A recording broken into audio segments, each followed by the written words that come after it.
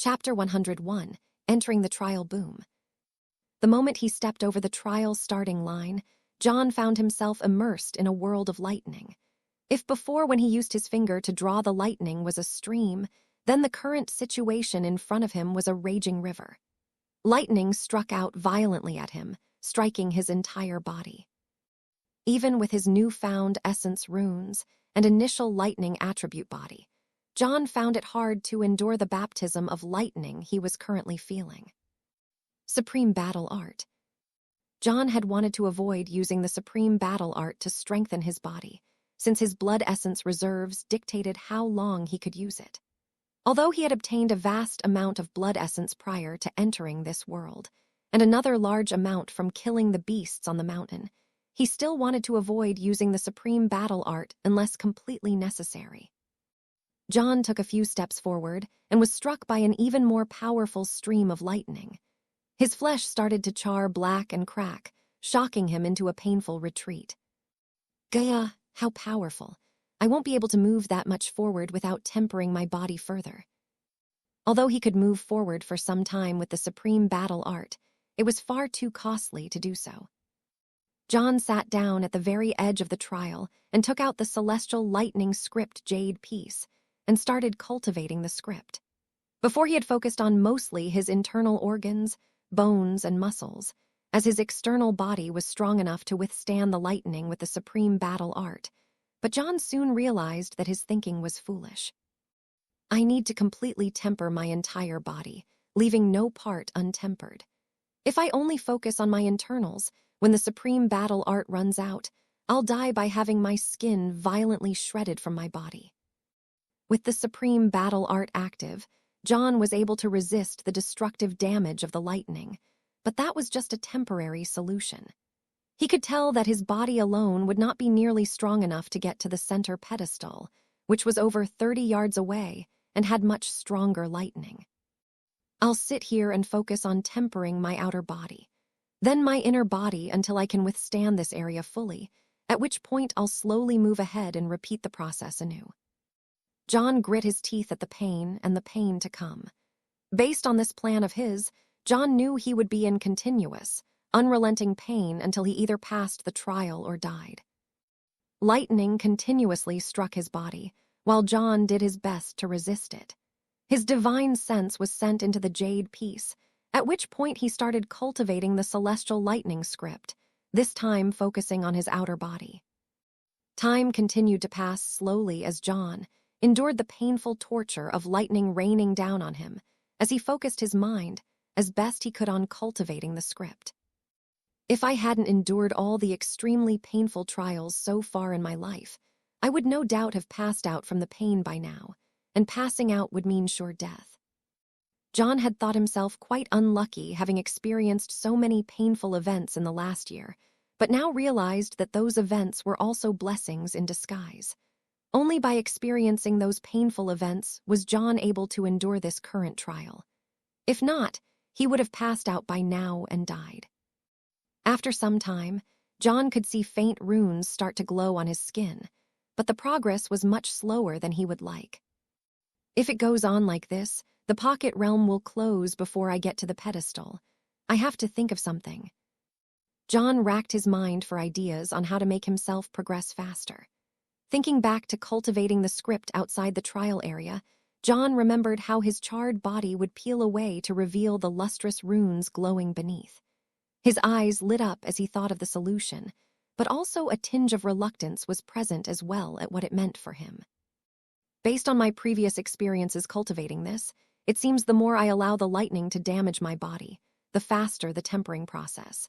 But at the same time, the more damage I take, the closer I am to death if I make one mistake. The fastest way to cultivate this script seems to be balancing on the edge of death, making my body take as much damage as possible without stepping over the edge. But this will also be the most painful and dangerous way by far. John grit his teeth as he tried to think of other solutions, but was unable to come up with anything. I guess it's this or nothing. I just hope I can endure the pain. John sat there for a moment and took a deep breath before taking the plunge. He slowly started retracting the Supreme Battle Art, weakening his body's defense. Gah! Flesh exploded in several places as John's body was struck by the continuous lightning stream. Without the protection of the supreme battle art, John's body was slowly but surely damaged by the lightning. Any other cultivator would have died 100 deaths by now, but thanks to his extremely powerful Immortal Asura body, John was able to hang on with just the strength of his body. The artifact spirit watched in shock as John allowed the lightning to fall on his body in such a manner. I can't believe his body, without being augmented by any arts or techniques, can withstand the force of this lightning without being destroyed. Just what type of body does he have? Not only that, but the pain he is enduring now is immense. I suppose we will see what falls first, his will, his body, or this trial. Chapter 102. Bitterly enduring, John sat on the ground, teeth gritted so hard he believed they could shatter at any moment. His divine sense was trained on the jade piece while the lightning struck out at his body, charring it and rending flesh. Pain continuously assaulted his body as he did his best to maintain consciousness. John ate healing pill after healing pill, hoping that it would provide some help withstanding the lightning, but its effects started to diminish the more he ate. Hours passed by as John watched his flesh char, fall off, heal, and char again. This process continued ceaselessly as he struggled to withstand the pain.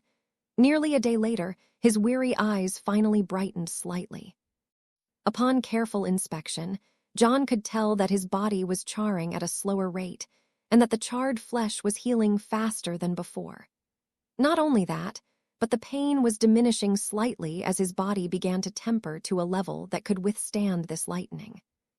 After several more days of cultivating the celestial lightning script, John finally smiled for the first time in a long time. He stopped cultivating the celestial lightning script and allowed the lightning stream to fall on him unguarded. Boom! The sound of lightning striking his body continuously exploded out as John smiled and bathed in the lightning.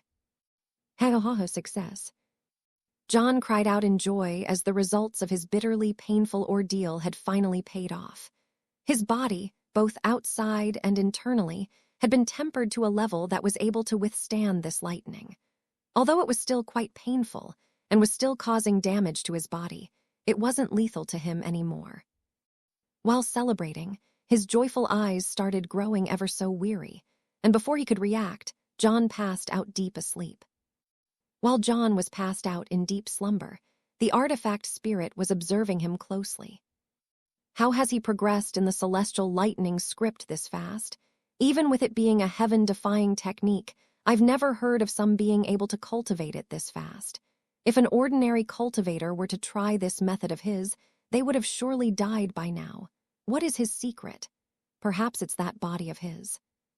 The artifact spirit couldn't figure out what was happening, but the one thing it did know was that John was full of secrets, and perhaps he would be worthy of the reward.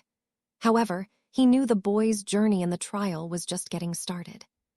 Sometime later, John finally woke up and slowly opened his eyes. Lightning continued to crash down on his body, and due to him not guarding his body, it was charred all over, with some serious wounds to his body, but it was not lethal. His clothes had long since been destroyed by the lightning, but he was not concerned about that since he was alone in this temple. John sat up in pain and popped several healing pills into his mouth as he focused on healing. By circulating the medicinal energy throughout his body, while simultaneously cultivating the celestial lightning script, he was able to fully heal his body in less than 2 days. The natural recovery speed of his Immortal Asura body also aided in his quick recovery. After fully recovering, John stood up, and with a large smile on his face, took several steps forward. Boom! Lighting exploded out of the round object with even greater force than before, knocking him back slightly and opening up several wounds on his body. The smell of charred flesh filled the air as John once again found himself almost unable to withstand the lightning. What the fuck? I just took a few steps forward and the lightning grew this much in power. Isn't that too much? How is this a trial? This is just a death penalty. Bleakness appeared on John's face as he once again knew what he had to do. After taking a deep breath, John took a few steps forward and allowed the powerful lightning to strike his body. Wounds opened up continuously as he sat down with gritted teeth and took out the jade piece once more. Flesh, organs, bones, and muscle were charred, stripped away, healed, and charred once more in a never-ending cycle of pain. For the next month, the scene of a boy cruelly cultivating under an endless torrent of lightning could be seen. John had lost count of how many times he had passed out from the pain, but each time he woke up, his body would be covered in gruesome wounds. However, a bitter smile was present on John's face for two reasons. The first was that he had advanced almost 80% of the way towards the platform and was almost in reach of it. The second was that during the continuous trials of enduring the lightning trial, John could see thousands of lightning essence runes on over 80% of his body. The runes flickered blue with dazzling light, and small wisps of lightning could be seen dancing around them occasionally. The artifact spirit watched John in rapt attention. It was continually surprised by John's progress, and had even become hopeful that he would manage to succeed. Not only that, but John's extremely firm will was something it had hardly seen in all its years of existence. Most of the heavenly juniors that took this trial entered with bravado and confidence, but almost all of them became terrified and scared as soon as they were faced with pain and danger. John, however, entered the test with almost no lightning talent and through sheer will and determination, was able to carve his way forward. The celestial lightning script played a large part of it, since without it, he would never be able to move forward, but the celestial lightning script alone wasn't enough. Only through his unflinching determination was John able to steadily proceed forward. Only a handful of juniors had managed to make it this far, but even heavenly geniuses such as them perished. This trial is not only about the ability to withstand lightning, but also receiving the egg's approval. Without its approval, no amount of talent will be enough. Unfortunately, due to the nature of this trial's reward, anyone who learns of its secrets but doesn't obtain it cannot be left alive, as was the will of the trial's creator. Let's hope he has what it takes to win its approval. Chapter 103, Trial Passed. Several days later, John found himself only a few steps away from reaching the pedestal.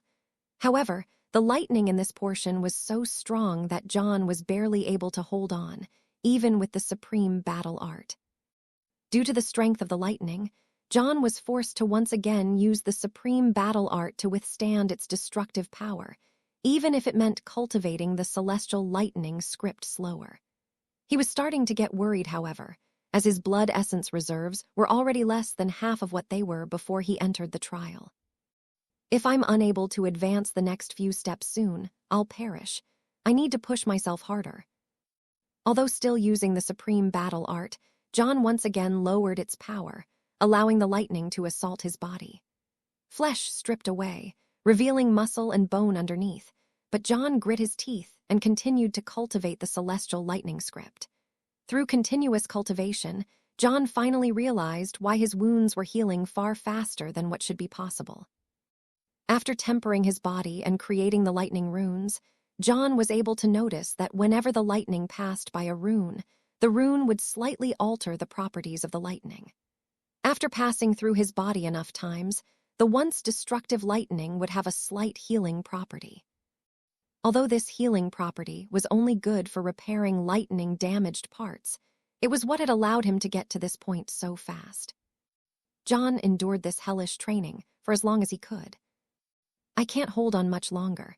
I need to give these last few steps my all and push through with brute force. Although he knew it was probably not the best idea, he had no other choice.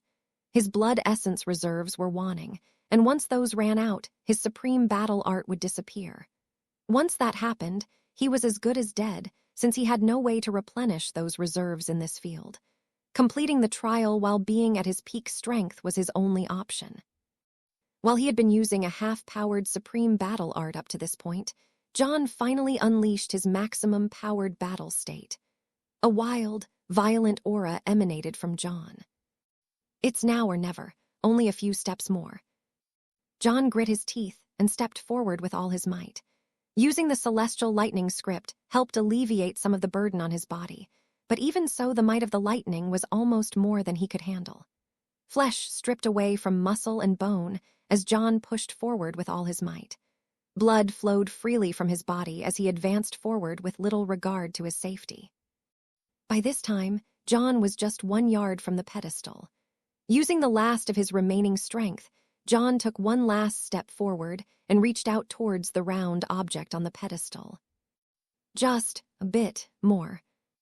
John grunted through gritted teeth as his hand slowly but steadily approached the object.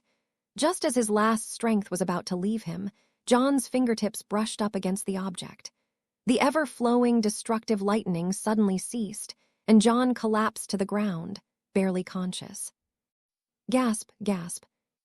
Breathing heavily and struggling for every breath, John did his best to raise his arm and pop a healing pill in his mouth. With how damaged my body is, it will take at least a week to fully heal.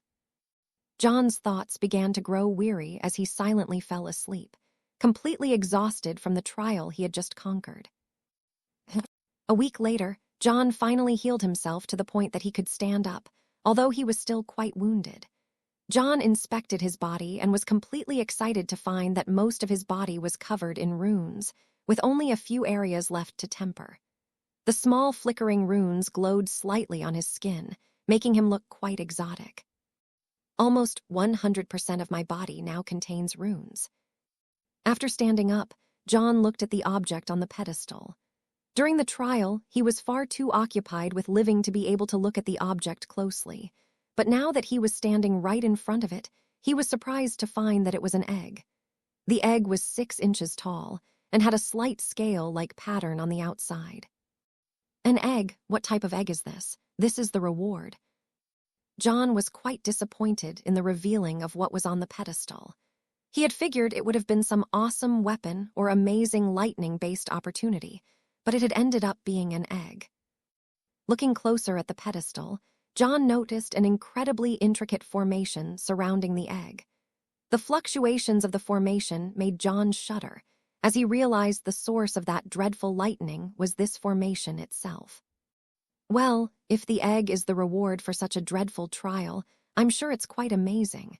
Let's see. John reached out and went to grab the egg. The second that touched the egg, John found himself appear in a different place. What just happened? Where am I? John looked all around at this new place he found himself in. A slight red tinge hung in the sunless sky, and violent clouds churned overhead. John took a step forward and heard a crunch underneath his foot. What's this? Is that? Upon closer inspection, he noticed that he had stepped on a skeleton. Looking all around, John noticed that he was standing on top of a small mountain made completely of human remains. As far as the eye could see, he saw mountains of corpses. Rivers of blood weaved through the small mountains of corpses, making the world look like a literal hellscape. An extremely sinister aura of death and despair hung in the air. Where the fuck am I? What is this place? Although John had braved other nightmarish places such as the sinister room and gate in his palace realm, this was still beyond shocking.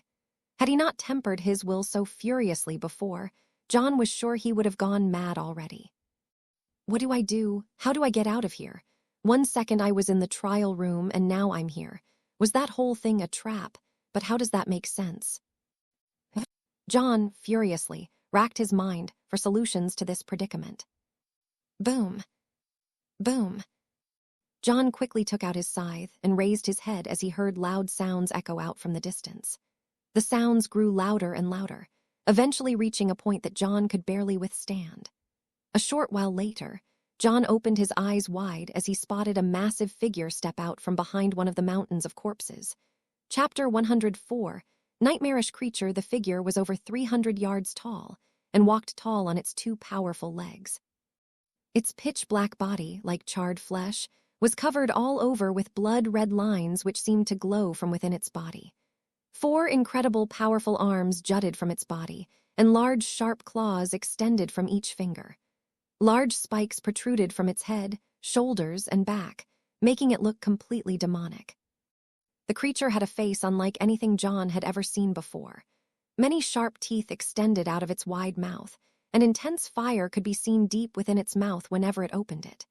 Its nose was empty and open, like the nose of a human skull, and hellish fire flickered within it as well.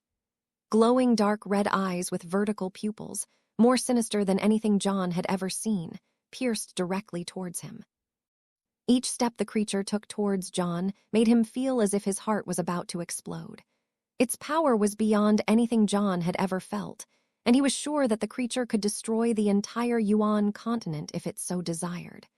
Sweat dripped down John's panicked face as he turned to flee as fast as possible. I can't fight this thing. I need to run. John summoned all his power to run, but was completely dismayed to find that he was unable to move. The creature was clearly using its immense power to suppress John's movements, making him feel even weaker and smaller than an ant. John watched in terror as the creature approached him. Each step shook the very earth itself, and he felt like might die just being in its presence. When the creature was 100 yards away from him, it stopped and stared directly at him. Despite John being at the top of a small mountain of bones, he was still eye to eye with the massive creature. He did his best to control himself, but knew he was completely at the whims of this creature. The creature stared at him for some time before it opened its mouth, and a low, guttural voice followed after. Fire spewed out of its mouth as it spoke.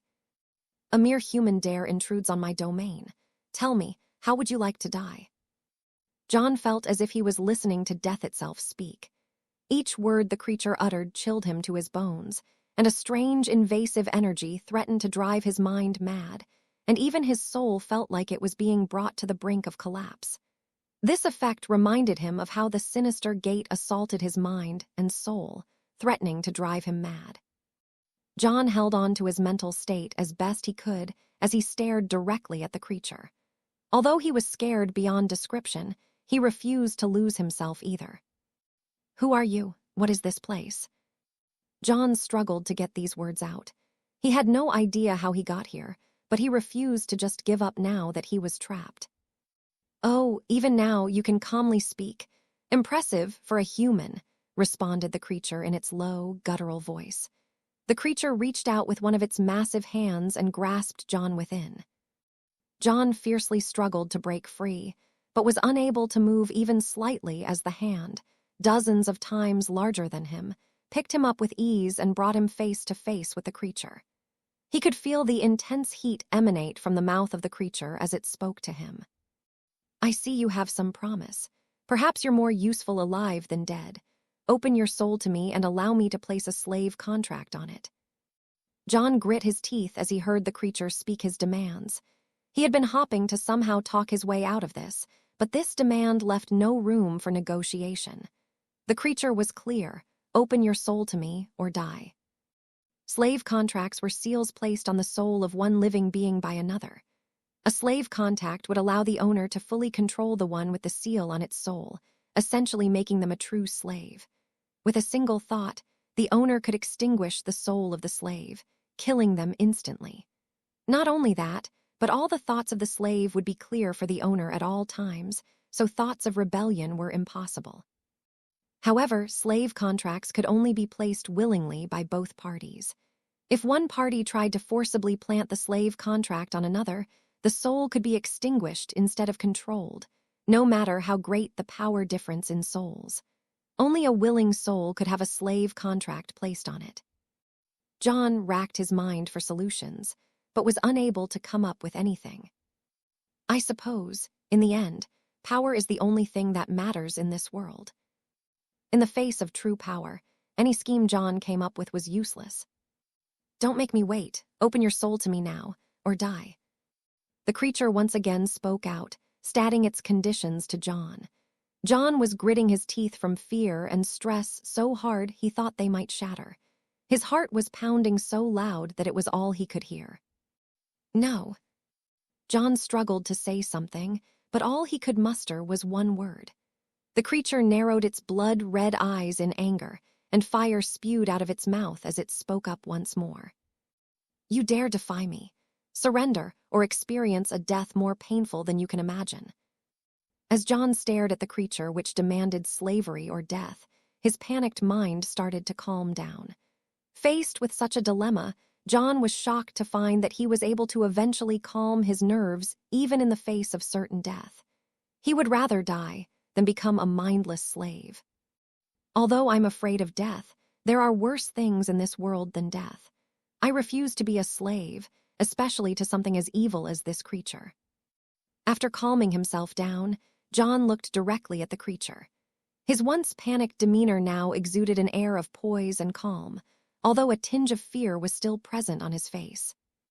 "No, I would rather die than become your slave." "Then die." The creature shouted in anger and opened its mouth. John watched with eyes wide open as fire spewed from the creature's mouth, directly towards him. He slowly closed his eyes as he prepared to let death embrace him. Chapter 105, Companion Pact. John kept his eyes closed for several seconds, expecting excruciating pain before darkness overtook him. But much to his surprise, the pain never came.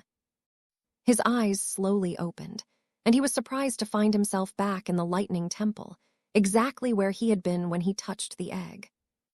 What just happened? John couldn't make sense of what had happened. One second he was in that hellish world, about to die, and the next second he was back in the lightning temple. Congratulations.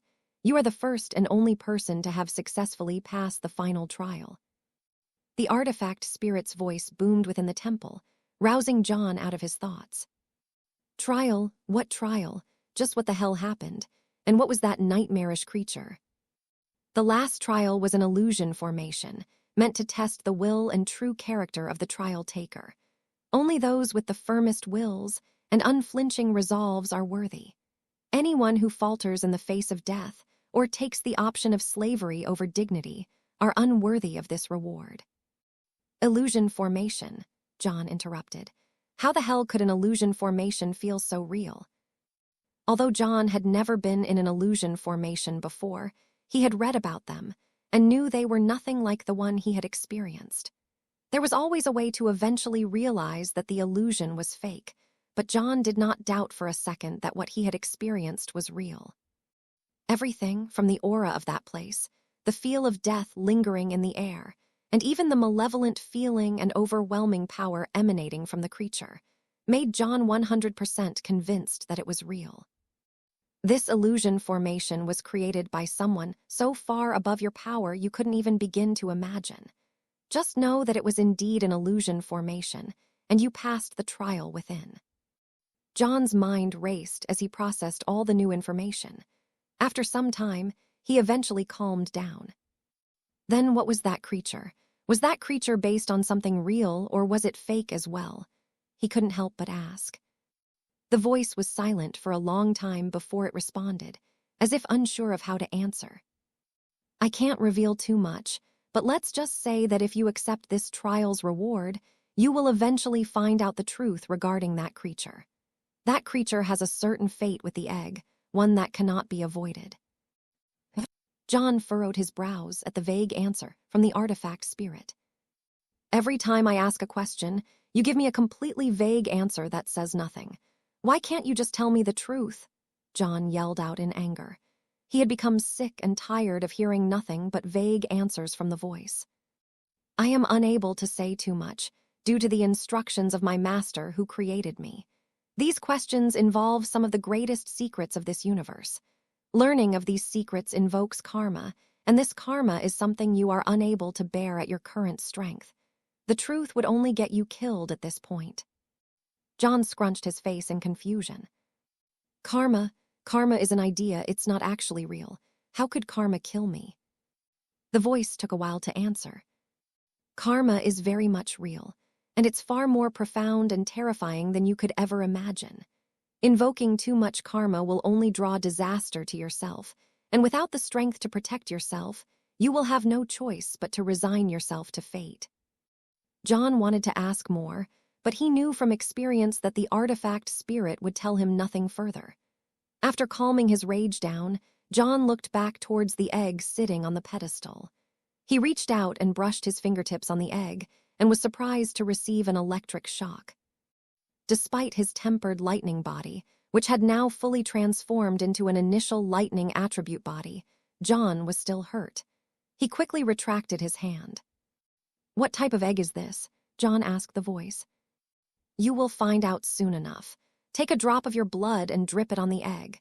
The creature within has deemed you as worthy and is willing to form a companion pact with you. John had heard of companion pacts before while reading through the trove of books in his clan's library. Companion pacts were blood pacts between two living beings. By agreeing to a companion pact, the souls of the two beings would be forever intertwined. It was one of the two methods that beast tamers used to control their beasts, the other being a slave contract. With companion pacts, neither party would be in control, but it was instead a lifelong mutual agreement of equal standing. Grown beasts almost never allowed a companion pact to be formed, and so most were formed when the beast was young and its will less independent. John took out his scythe and used the tip of it to cut open a small wound on his hand. Blood dripped down his hand, and John raised his hand over the egg and let a drop of blood fall on top of it. The blood drop was slowly absorbed by the egg, and John eventually shielded his eyes from the bright light that began to emanate from it. After several seconds of shining, the egg began to dim and returned to normal once more. During this process, John felt as though his mind and soul were being linked to something else.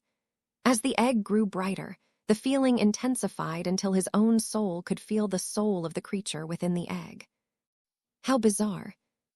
John had never experienced anything like this before.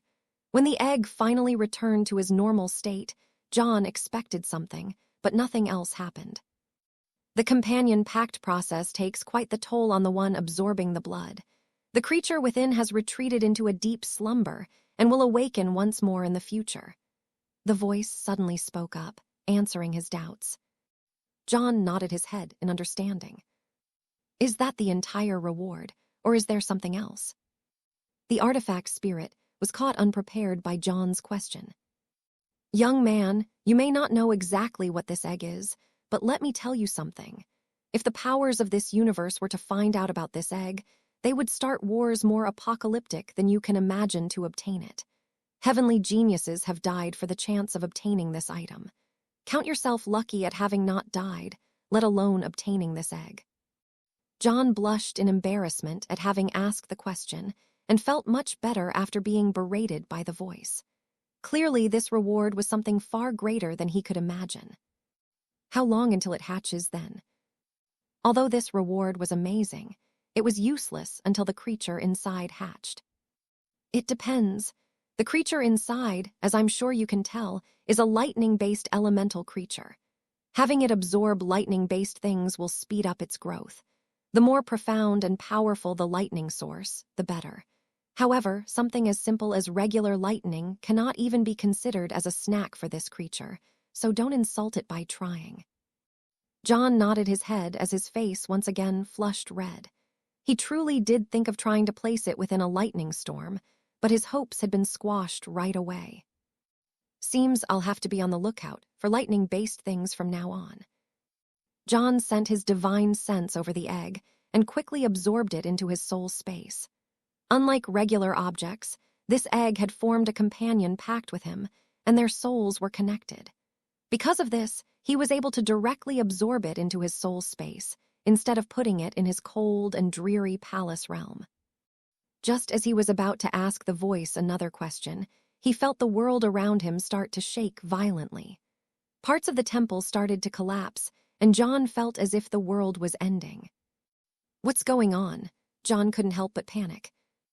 This lightning world contains many trials and opportunities, but you happen to stumble on its core inheritance right away. This entire world was created to nurture this egg, and also provide the opportunity for one worthy junior to obtain it. Now that this has been achieved, the core of the word, the egg, is no longer, and the world itself is collapsing. I will send you out. John nodded his head in understanding. Thank you for your help. Although the voice had pissed John off quite a lot, it had helped him as well. Without its warnings and information, John would most likely have died in the trial. John felt his body grow lighter as a bright aura enveloped him. Make sure to take good care of it.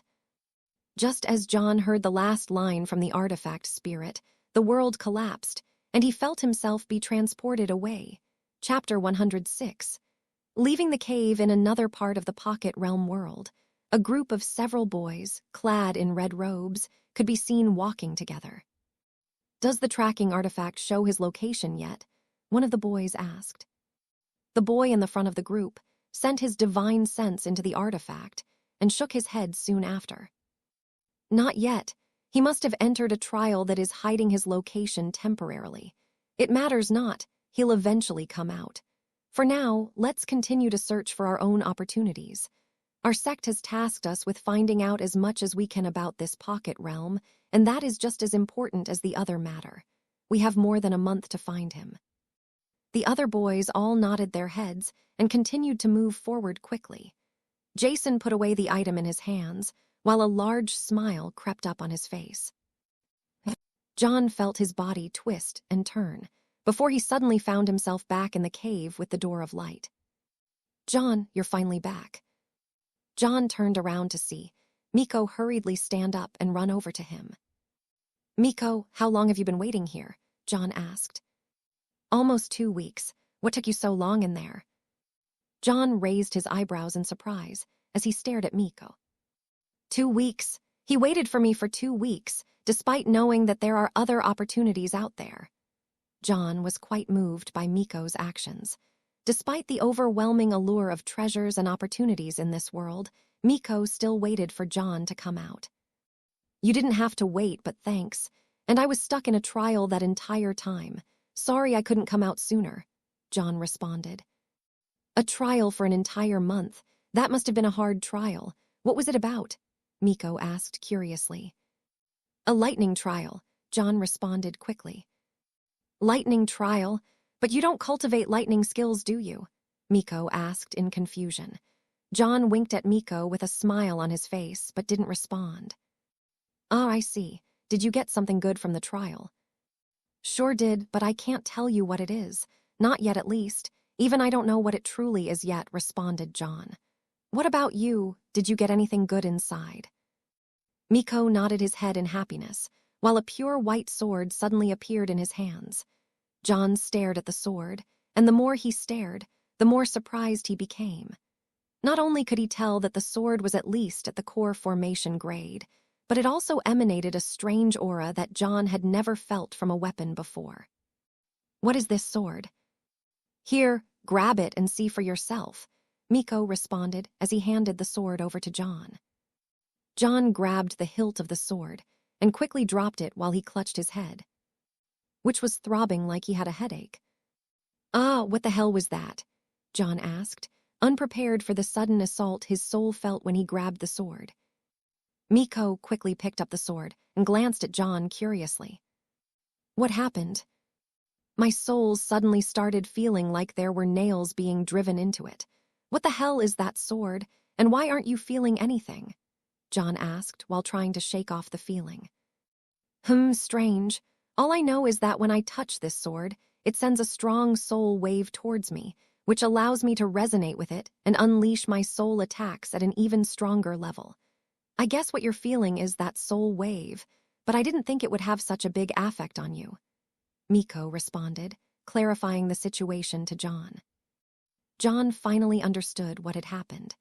"Miko, you have to remember that no one has a soul as strong as yours, and so what is manageable to you isn't to others. But it's all right. No damage to my soul was done. Seems like you found yourself quite a terrifying weapon."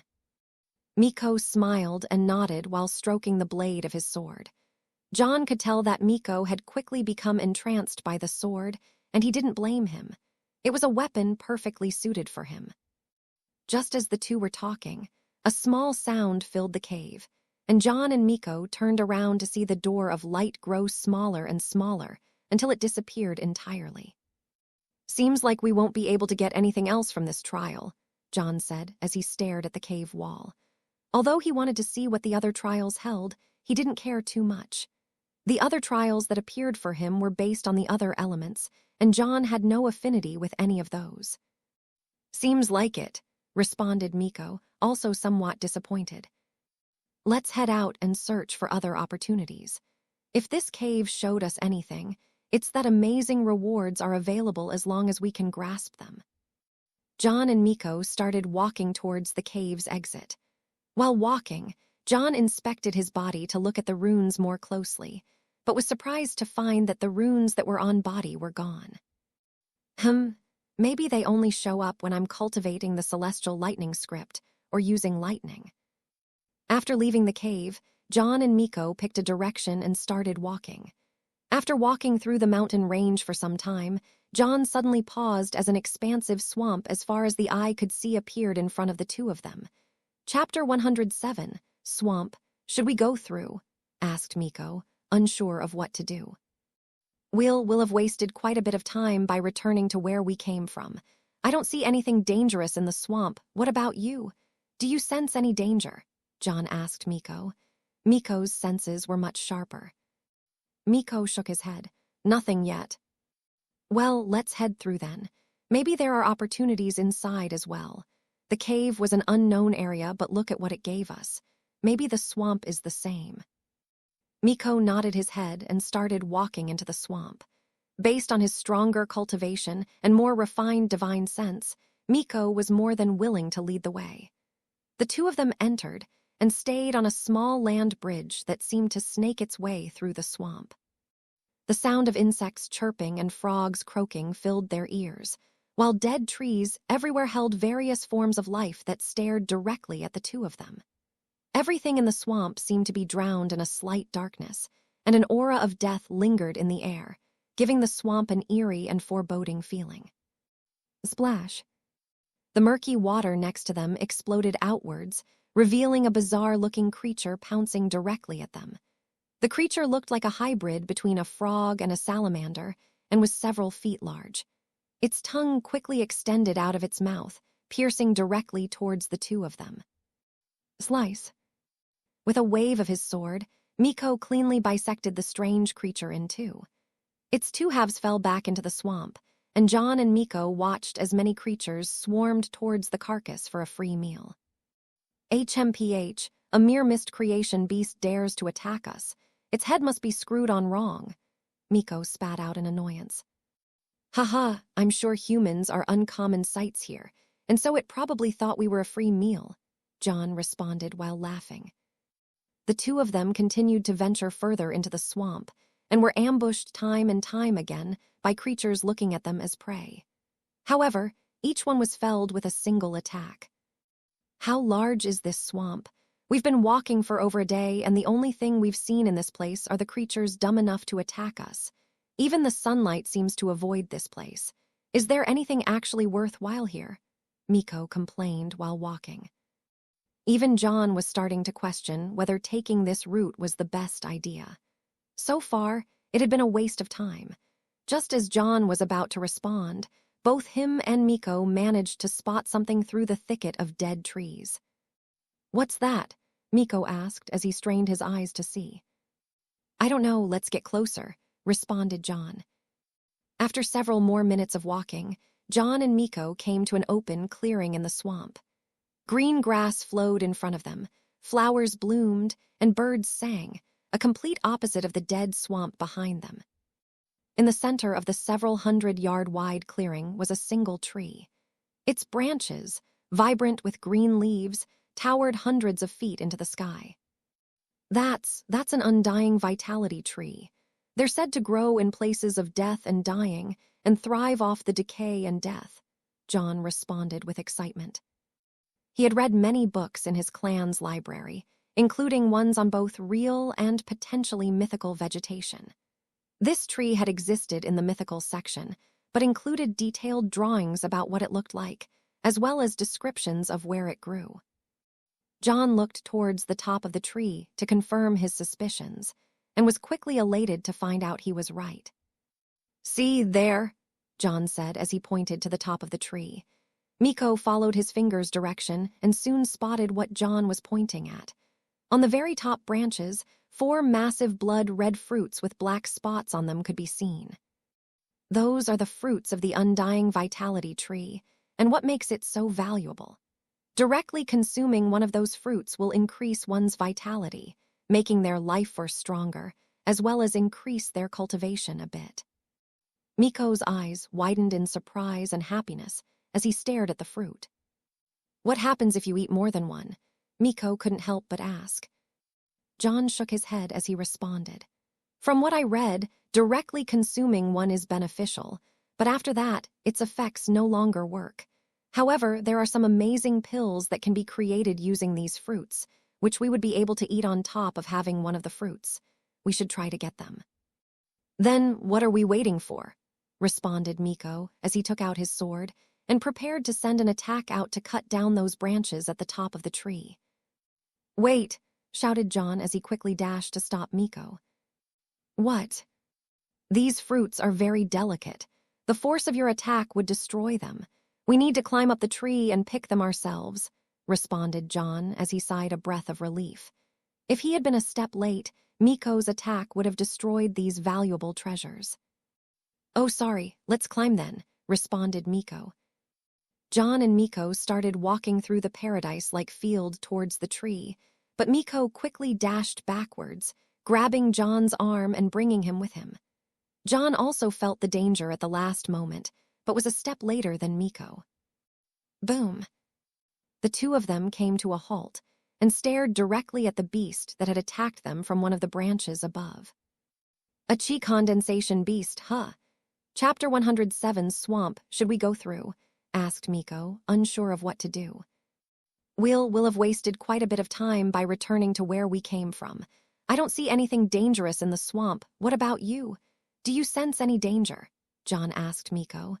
Miko's senses were much sharper. Miko shook his head. Nothing yet. Well, let's head through then. Maybe there are opportunities inside as well. The cave was an unknown area, but look at what it gave us. Maybe the swamp is the same. Miko nodded his head and started walking into the swamp. Based on his stronger cultivation and more refined divine sense, Miko was more than willing to lead the way. The two of them entered and stayed on a small land bridge that seemed to snake its way through the swamp. The sound of insects chirping and frogs croaking filled their ears, while dead trees everywhere held various forms of life that stared directly at the two of them. Everything in the swamp seemed to be drowned in a slight darkness, and an aura of death lingered in the air, giving the swamp an eerie and foreboding feeling. Splash! The murky water next to them exploded outwards, revealing a bizarre-looking creature pouncing directly at them. The creature looked like a hybrid between a frog and a salamander and was several feet large. Its tongue quickly extended out of its mouth, piercing directly towards the two of them. Slice. With a wave of his sword, Miko cleanly bisected the strange creature in two. Its two halves fell back into the swamp, and John and Miko watched as many creatures swarmed towards the carcass for a free meal. HMPH, a mere mist creation beast dares to attack us. Its head must be screwed on wrong. Miko spat out in annoyance. Haha, I'm sure humans are uncommon sights here, and so it probably thought we were a free meal, John responded while laughing. The two of them continued to venture further into the swamp, and were ambushed time and time again by creatures looking at them as prey. However, each one was felled with a single attack.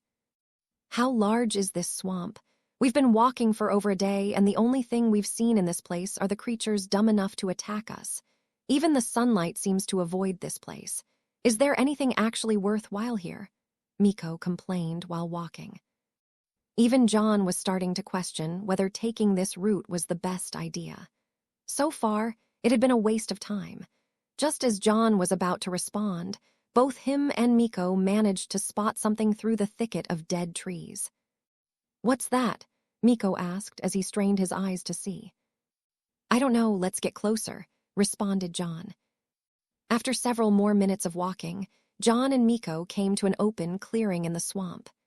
Green grass flowed in front of them, flowers bloomed, and birds sang, a complete opposite of the dead swamp behind them.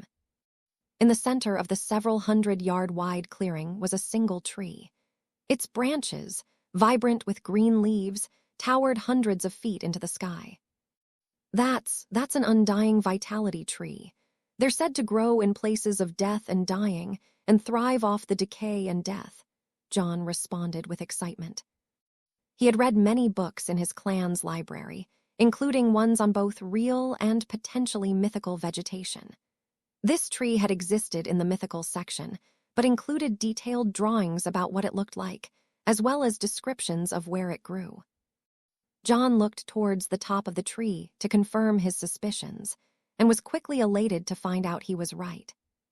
"See there," John said as he pointed to the top of the tree. Miko followed his finger's direction and soon spotted what John was pointing at. On the very top branches, 4 massive blood-red fruits with black spots on them could be seen. Those are the fruits of the undying vitality tree, and what makes it so valuable. Directly consuming one of those fruits will increase one's vitality, making their life force stronger, as well as increase their cultivation a bit. Miko's eyes widened in surprise and happiness as he stared at the fruit. "What happens if you eat more than one?" Miko couldn't help but ask. John shook his head as he responded. "From what I read, directly consuming one is beneficial, but after that, its effects no longer work. However, there are some amazing pills that can be created using these fruits, which we would be able to eat on top of having one of the fruits. We should try to get them." "Then what are we waiting for?" responded Miko as he took out his sword and prepared to send an attack out to cut down those branches at the top of the tree. "Wait!" shouted John as he quickly dashed to stop Miko. "What?" "These fruits are very delicate. The force of your attack would destroy them. We need to climb up the tree and pick them ourselves," responded John as he sighed a breath of relief. If he had been a step late, Miko's attack would have destroyed these valuable treasures.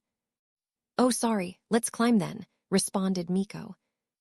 John and Miko started walking through the paradise-like field towards the tree, but Miko quickly dashed backwards, grabbing John's arm and bringing him with him. John also felt the danger at the last moment, but was a step later than Miko. Boom! The two of them came to a halt and stared directly at the beast that had attacked them from one of the branches above. "A chi condensation beast, huh?" Chapter 108. The power of soul cultivators. The beast was a giant hawk almost 10 feet tall and 30 feet wide, and was at the early chi condensation realm. John's eyes narrowed as he stared directly at the beast, scythe in hand. "Let me handle this," said Miko as he raised his sword and prepared to attack. Although Miko was also only at the early chi condensation realm, he was more than confident in taking down this beast. While ordinary cultivators feared beasts in the same realm as them, Miko was anything but ordinary. John nodded his head, but internally he was conflicted. "I really want to test my strength against this beast. Although I don't know if I can beat it, I'm sure I can at least give it a good fight. But my blood essence reserves are limited, and I used over half during the lightning trial. I don't know what other dangers I will face, so I should play it safe for now." John took many steps back and watched as Miko casually walked towards the beast, sword by his side. The arrogant look on his face told John that he was not even slightly concerned by this beast's power. The beast had been sleeping at the top of the tree, which it considered its home. It guarded the fruit, and every 100 years would harvest them for its young. However, just as the fruit were about to ripen to be harvested, it had spotted these two youths approaching, completely igniting its anger. Screech! The hawk squawked angrily at Miko, hopping to scare it off, but much to its surprise, Miko continued to approach. The hawk flew up into the air and slashed its wings down directly at Miko. A sharp stream of air, powerful enough to shatter boulders, crashed violently down on Miko. Clearly the hawk is an air elemental beast. Why are there so many elemental beasts in this world? John couldn't help but ask himself curiously. Boom, boom, boom. The vibrant green field exploded as dirt and rock was kicked up. The hawk continued to send air attack after air attack towards Miko, making sure to kill him in one fell swoop, since it had felt great danger from the boy. Chi! A sharp sword light flew out of the cloud of dirt and rock and struck the hawk in the chest before it could even react. Blood erupted out of the wound as the hawk flew higher into the sky, giving itself more time to react to attacks. The cloud of dirt soon disappeared, revealing Miko standing there unharmed, although his clothes were quite battered. "Bastard, these are my favorite robes," Miko yelled as he noticed the damage. The hawk squawked in anger at seeing the boy unharmed, and prepared to send an even more powerful attack down towards him. "I was planning on letting you live if you figured what was good for you and scrammed, but it's too late for that now. Die for me." Miko focused his mind to his most powerful state and quickly slashed his sword towards the hawk that hovered high in the air. A bright white light that contained a holy aura flew directly towards the hawk and hit it before it could even react. The white light passed directly through the hawk, but no visible damage appeared on its body. A second later, the hawk let out one last shrill cry before it fell directly towards the ground below. John watched in shock as the hawk collapsed violently onto the ground and ceased to move at all afterwards. As he was watching the attack fly out, John winced slightly as his soul trembled. That must have been one of Miko's soul attacks. I'm not even the target of the attack, and I felt my soul tremble. I know beasts typically have weaker souls than humans, making it a poor matchup against Miko, but still. How terrifying. Beasts typically had extremely strong and durable bodies, but at the same time had weaker souls. This was not an issue most of the time for these beasts, as soul cultivators were very rare, but when they did fight one, they would be at a massive advantage. While there were some beasts that focused on the soul and were exceptions, this quick battle John just witnessed showed just how fearsome soul cultivators could be. Without a strong soul, the beast wasn't even able to resist slightly as Miko's attack snuffed its soul out of existence. Miko stared at the beast before turning to John with a large smile on his face and quickly swapped out his damaged robes for new ones. "Haha, that was easy. Let's go get our fruit." John nodded his head and joined Miko. "Hey, can I have this beast's blood essence?" John asked. "Ooh, sure. Just take the entire thing, but what do you need it for?" asked Miko in confusion. "It aids one of my techniques," responded John. He didn't want to go into too much detail as it involved his biggest secret, but didn't want to leave Miko in the dark either. "Oh, okay, that makes sense. Anyways, it seems like the tree is clear of beasts now. Let's climb and grab those fruits."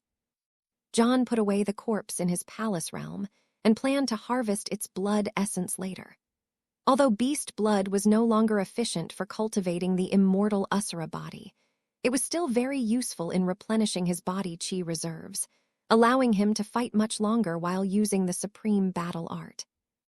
John and Miko climbed the massive tree and took some time to get to the top of it. Bright red fruit, with small black dots, soon appeared in their eyes, and both Miko and John found themselves starting to salivate. The fruit released an intoxicating and vibrant aroma. "Haha, up close these fruit are way more amazing than expected. Coming this way was the right decision," Miko laughed as he started reaching out towards the fruit. Just as his hand was about to grab one of the fruit, a small shadow darted towards the back of Miko's head. Chapter 109, Undying Vitality Fruit Slice. A sharp sound rang out behind Miko, causing him to turn his head quickly in fright. His eyes widened slightly as he saw the bisected corpse of a small snake flop down on the branch directly in front of him. Venom dripped slightly out of its fangs, indicating that it was a venomous snake. "Be careful. Never let down your guard," John rebuked as he put away the knife he had used to kill the snake. Although the snake wasn't strong, it was very venomous and would have posed lethal danger to Miko. It was clearly living amongst the branches by the fruit, bathing in their radiance when John and Miko intruded on its territory. Due to his past experiences with letting his guard down at the final moment, John had learned to always remain vigilant, even when it looked like things were safe, a lesson Miko had yet to learn with his sheltered upbringing. "What just happened? How did we not sense this snake?" asked Miko in confusion. When he had approached the fruit, he had let his guard down, causing him to miss the snake. Although the snake specialized in stealth and could fool even divine senses, Miko would still have been able to detect it if he was alert, but the allure of the fruit had dulled his senses. "You let your guard down and almost died because of it. Never let your guard down, especially when you think it's safe to do so. Only when you know you are absolutely safe can you afford to do so. Oh, thanks. I guess you saved me, haha. Miko rubbed the back of his head in embarrassment. He was supposed to be the strongest of the two and find all the danger first, but his inexperience had almost cost him his life. Two divine senses swept through the rest of the tree, making sure that the coast was clear. Only after confirming that it was safe did John and Miko reach for the fruit. There were 4 fruits hanging together closely, and each of them grabbed 2 fruits. The fruit was around the size of a large apple and gave off a wonderful aroma. As soon as he picked it up, John felt a vibrant life force surge into his hand. Wow, it's this amazing just holding it, Miko said. Eat one now and remember to save the other one for pills. Don't eat it, or it will go to waste, John reminded as he stored one fruit away and bit into the other one.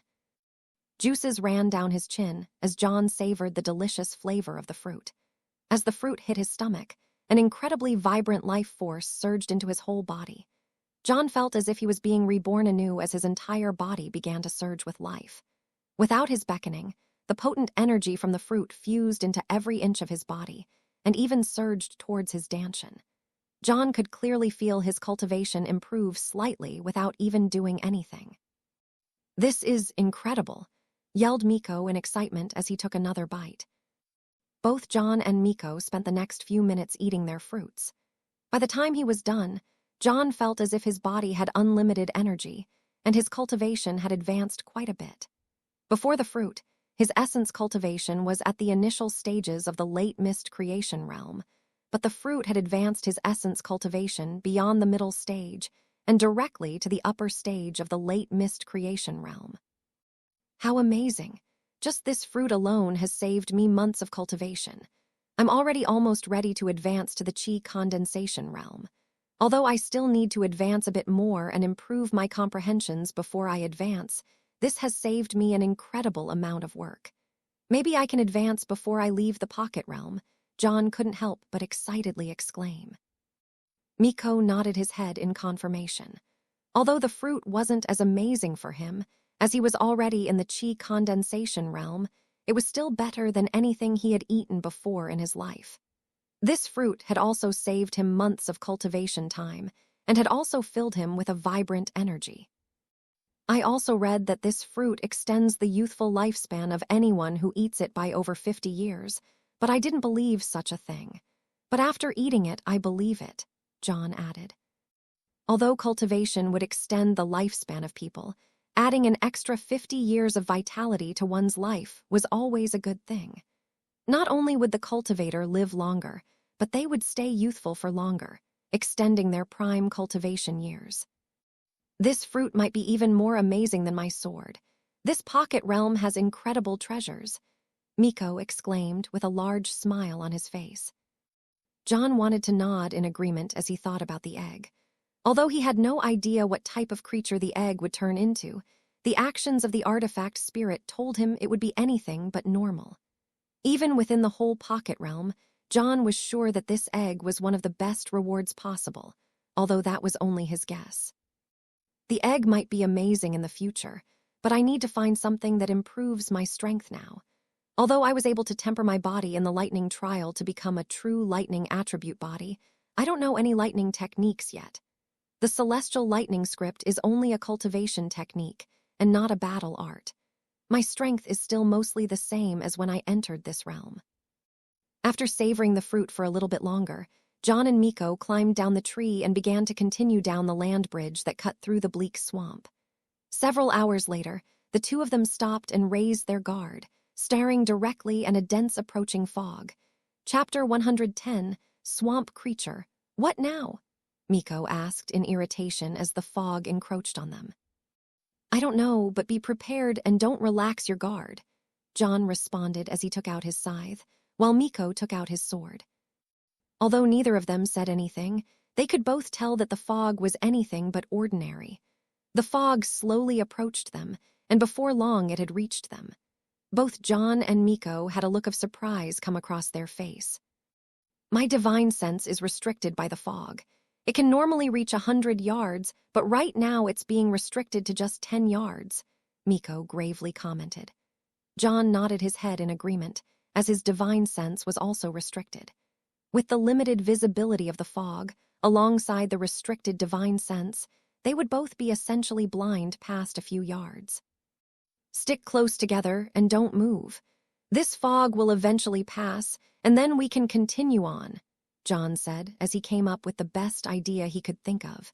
If they were to walk around in this fog, they would be separated before long. The two of them stood in place, senses pushed to their maximum as they waited for the fog to pass over. Nearly an hour passed by, and both were starting to think it was nothing but an unusual fog when all of a sudden, a claw swung through the thick fog, heading directly towards John. Pang! Scythe and claw collided, and John was knocked sideways into the murky swamp. John, hold on. Pang! John heard Miko call out before he too heard Miko meet an attack with his sword. With the disorienting fog, the sound of Miko faded farther and farther into the distance as the two of them became separated. John's legs sank down into the water up to his knees, and he soon found another claw attack coming directly at him. Due to the small distance that John could see in front of him, each attack gave him only a moment to respond to before it reached him. Pang, pang, pang. John continued to parry attack after attack as a non-stop barrage of claws attacked him from deep within the fog. It seemed as if he was being attacked by many creatures at once. And John found himself pushed backwards further and further as he did all he could to withstand the barrage of attacks. Although the attacks were not incredibly powerful, the claws were incredibly sharp, and John knew that even his body would take damage if enough attacks were allowed to land on him. The barrage continued for quite some time, and John became increasingly frustrated at his current predicament. He couldn't see exactly where his enemies were, and so counter-attacks became difficult. Whenever he found an opening and dashed forward to meet his enemy, all he would find was fog. Clearly, the source of the claw attacks was skilled at staying hidden within the fog. While thinking about a solution, a claw managed to slip by John's defenses and graze his shoulder. Blood spurted out slightly as John saw the claw cut right through his skin.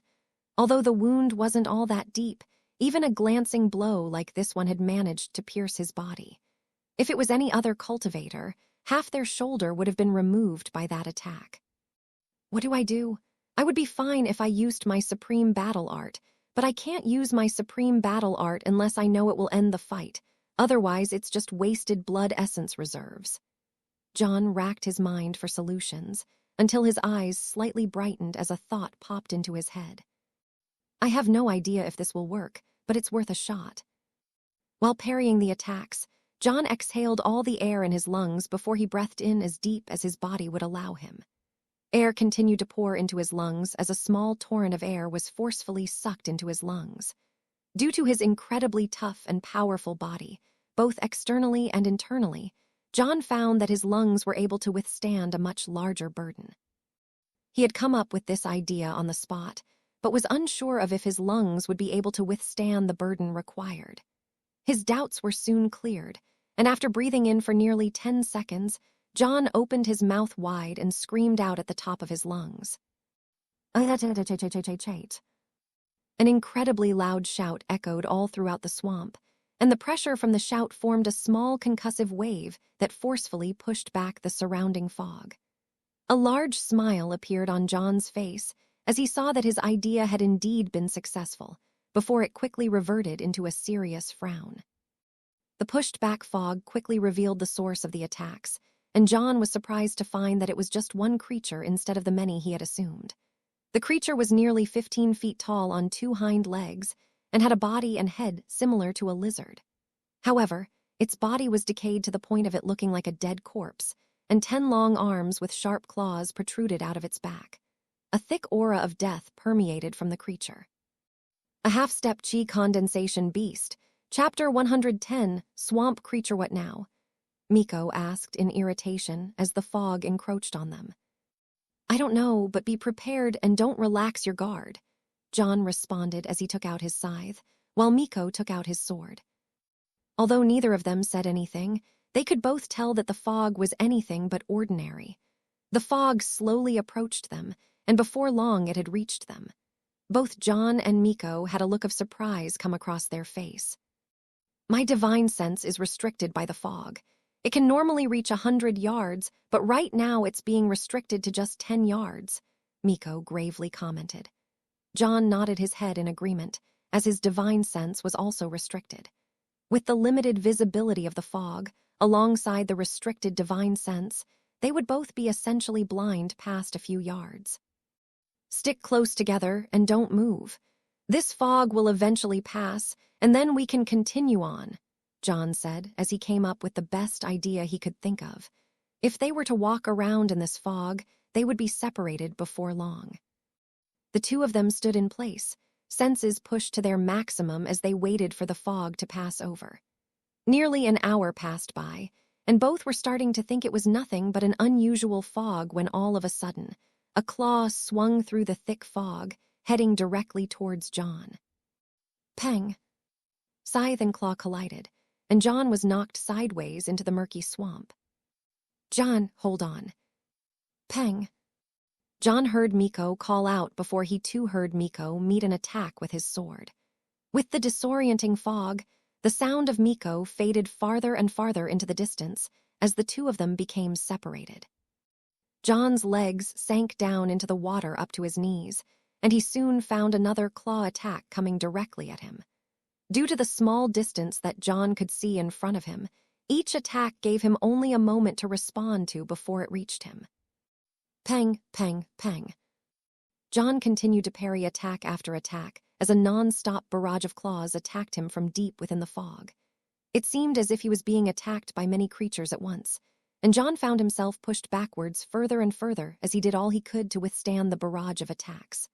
Although the attacks were not incredibly powerful, the claws were incredibly sharp, and John knew that even his body would take damage if enough attacks were allowed to land on him. The barrage continued for quite some time, and John became increasingly frustrated at his current predicament. He couldn't see exactly where his enemies were, and so counterattacks became difficult. Whenever he found an opening and dashed forward to meet his enemy, all he would find was fog. Clearly, the source of the claw attacks was skilled at staying hidden within the fog. While thinking about a solution, a claw managed to slip by John's defenses and graze his shoulder. Blood spurted out slightly as John saw the claw cut right through his skin. Although the wound wasn't all that deep, even a glancing blow like this one had managed to pierce his body. If it was any other cultivator, half their shoulder would have been removed by that attack. What do I do? I would be fine if I used my supreme battle art, but I can't use my supreme battle art unless I know it will end the fight.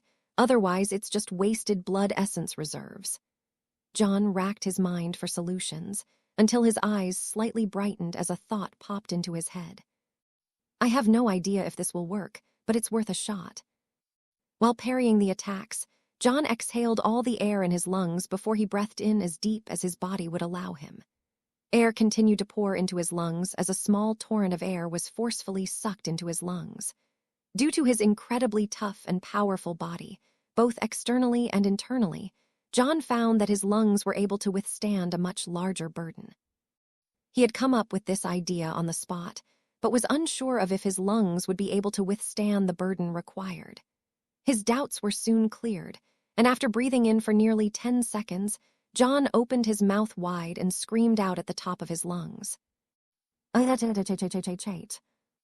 An incredibly loud shout echoed all throughout the swamp, and the pressure from the shout formed a small concussive wave that forcefully pushed back the surrounding fog.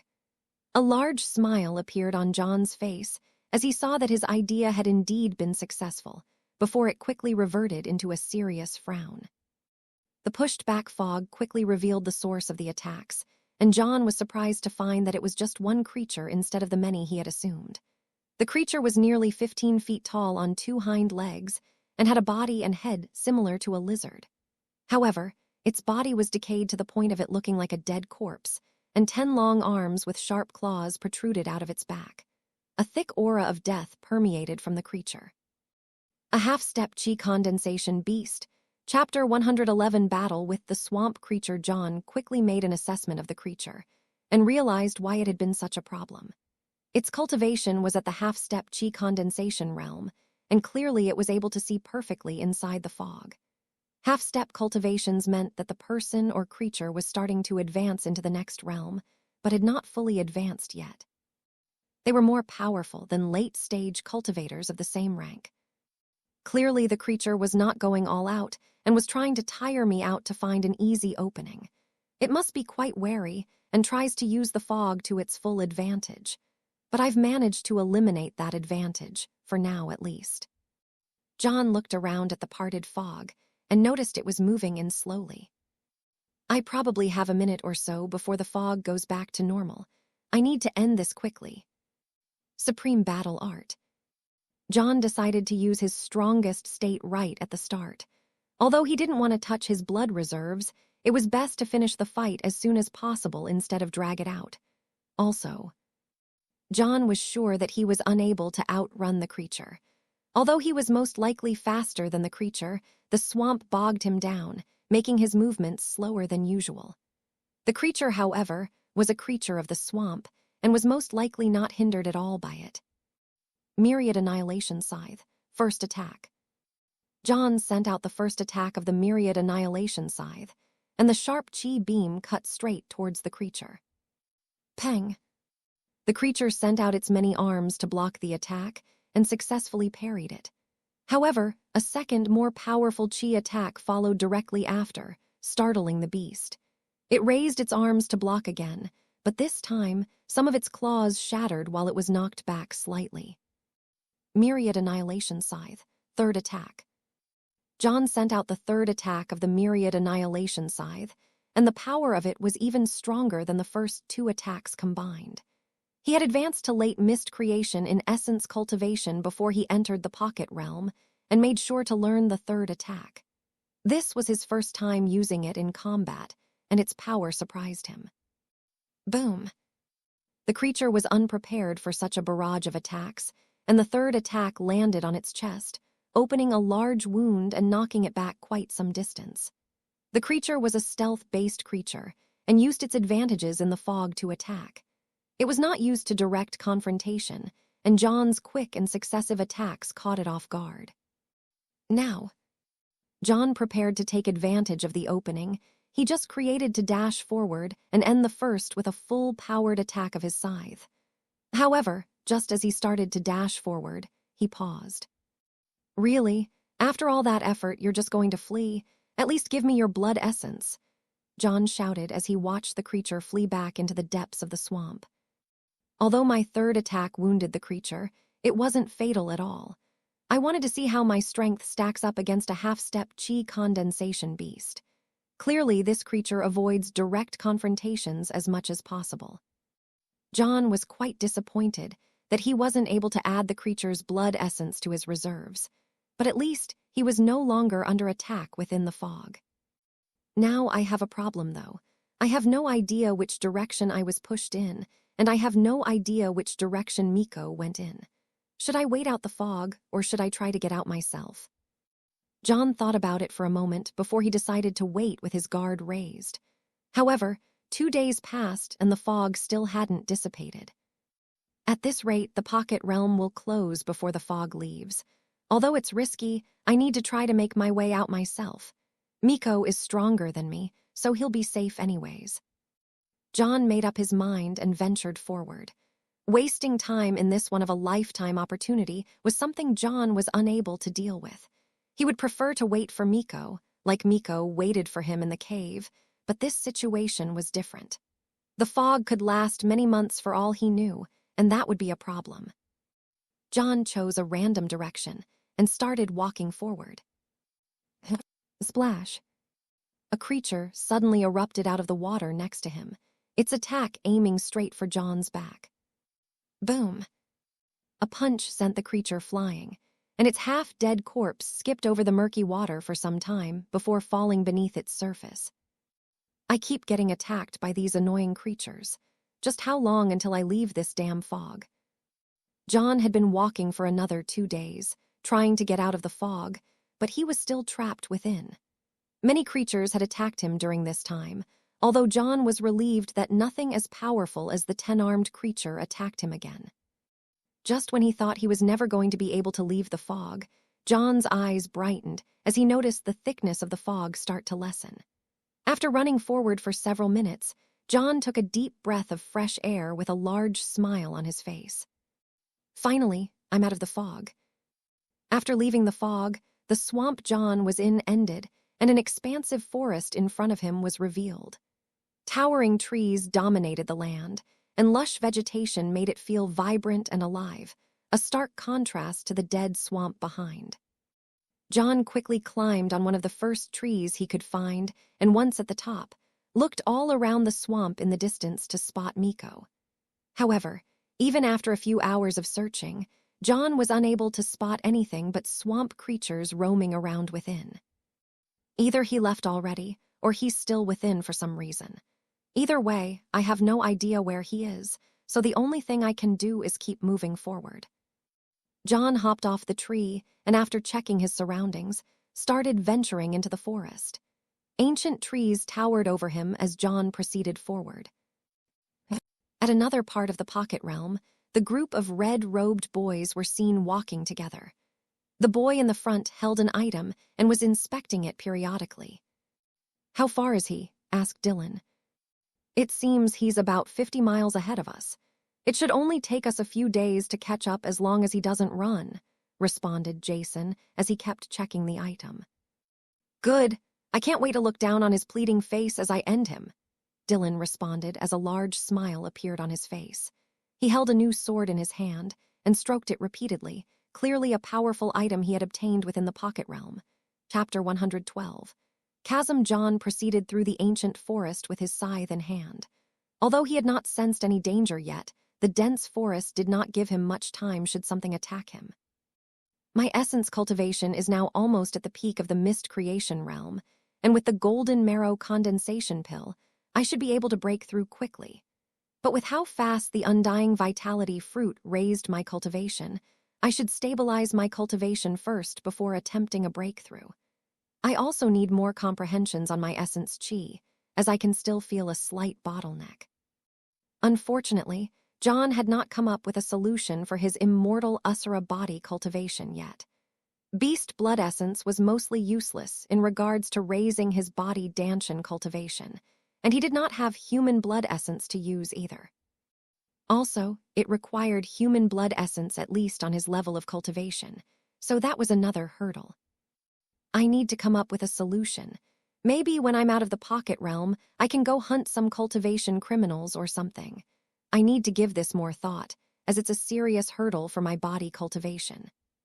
John's greatest asset was his powerful body, and so having it fall behind his essence cultivation was a detriment to his overall strength. Also, he couldn't just request human blood essence from his clan, as human blood-based cultivation techniques were considered taboo. He continued through the forest, keeping his guard raised for any dangers while simultaneously searching for any opportunities. Roar! A loud roar boomed out in front of John, and he quickly noticed a massive beast in front of him, blocking his path. It looked like a giant gorilla, and its cultivation was at the late mist creation realm. John smiled as he stared directly at the beast. "Your blood essence will be very useful. Thank you for your sacrifice." Chi. A sharp beam of scythe chi flew out of his scythe, and John quickly dashed forward towards the beast. Loud booms echoed throughout the forest as John fought the beast for several minutes. The forest eventually quieted down, and John looked down on the beast's corpse with a smile on his face. I fought that battle with just essence chi, since that can be replenished naturally over time. I was unsure of how I would stack up against this beast using only that, but it seems I was worried for nothing. John had decided that unless completely necessary, he would only use his essence Danshan for fighting. He was able to naturally replenish that over time by absorbing chi from the surrounding air, and so he would not have an issue of running out of chi in this realm. This was his first battle against another late mist creation realm opponent using only essence chi, but the results had been better than he had hoped. His body was extremely powerful naturally and helped out greatly even without using the supreme battle art. That combined with his powerful essence Danshan allowed him to easily overpower this beast. John harvested the beast's blood essence and threw both the blood and the corpse into his palace realm. Many giant vats of blood were filled to the brim inside the palace, allowing for an immediate source of blood essence should John need it. I wonder why all these beasts are either in the mist creation realm or chi condensation realm. The natural chi density in this pocket realm is incredibly dense. And these beasts should be able to advance to higher realms, but I have seen none at all yet. Maybe they're being suppressed to the chi condensation realm, since this is a trial world for juniors. He couldn't come up with a definite answer, so he decided to think no more of it. John continued on for several days through the forest, battling with many beasts along the way that were protecting their territory. His smile grew larger as his blood essence reserves were once again filling up, giving him much more confidence. After several days, John found himself leaving the ancient forest. He was slightly disappointed that he had found no amazing opportunities inside. I suppose that not every place has treasures, or maybe I just didn't walk to the correct location in the forest. It was incredibly massive, and it's more likely that I just didn't get lucky. John shrugged his shoulders as he walked out of the forest, but before long, his eyes widened slightly in surprise. Directly in front of John, a massive chasm was revealed to him. It stretched as far as the eye could see to each side and was several miles wide. The walls of each side of the chasm was incredibly smooth, like polished marble. An incredibly sharp and profound sword aura emanated from the chasm, shocking John immensely. What is this chasm? This sharp sword aura emanating from the chasm indicates that it was made by a sword attack. But that should be impossible, right? No one has this much power. John came to a conclusion on what made the chasm, but he was unable to comprehend how a sword attack could have caused such a massive scar in the earth. It seems the cultivation world is even more amazing than I initially thought, John mumbled to himself as he stared at the chasm in a daze. He eventually gathered his wits and carefully walked to the edge of the cliff and peered into its depths below. "What is that?" John muttered as he stared into the depths. Hundreds of yards deep into the chasm, there was a massive whirlpool of energy that spanned as far as the eye could see. John tried to look into the whirlpool to see if anything was behind it, but was unable to. The whirlpool contained incredibly dense energy, and John's divine sense was not strong enough to reach it hundreds of yards below. "I wonder what's down there. Maybe there's some amazing treasure, but I'm not about to throw my life away like that. I guess I need to turn back, as there's no way forward." John was disappointed that this was the end of his journey in this direction. Turning back would waste time in search of more opportunities, but unfortunately it was the only choice. Just as John decided to turn back, he heard a slight sound behind him and quickly turned around. His expression became incredibly grave as he stared at a group of red-robed boys walk out of the forest and directly towards him. Chapter 113. Surrounded, the group of boys continued to walk directly towards John, and based on their expressions, John knew that they were here specifically for him, and their intentions were not good either. "Would you look at this? In this entire expansive world, we somehow managed to run into each other. It seems like our fates are intertwined," Jason called out as he stared directly at John with a large smile on his face. Dylan and the rest of the group stood behind Jason, also with similar looks on their face. "Something tells me fate has nothing to do with it," replied John in a casual tone. Although his demeanor appeared calm, he was constantly thinking of solutions to this crisis, while keeping his energy ready to explode out at the maximum if need be. "Haha, you're not as dumb as you look," responded Jason as he took out an item and waved it for John to see. John stared at the item, but did not recognize it at all. "Haha, you don't even recognize a tracking artifact. You really are all country bumpkins," responded Jason while laughing. "Tracking artifact?" John asked, trying to stall for time while he thought of something to get himself out of this situation. "It leaves a small spirit mark on your body, allowing us to track you," said Jason. John's eyes suddenly lit up in understanding. "So that was the weird feeling I felt in the beginning of the pocket realm as they left," No wonder. Jason noticed John's change in expression. It seems like you managed to detect it when it was placed on you. Not bad, it seems like you really are talented. But it's a shame you country bumpkins are so stupid. If you had known you were being tracked, you could have used your soul power to find the spirit mark and erase it. The rest of the group laughed at John's lack of knowledge and misfortune. To them, he was a piece of meat on the chopping block, and playing around with him a bit first made it all the more savory. John sent his soul power to carefully scan his body after he heard Jason's words.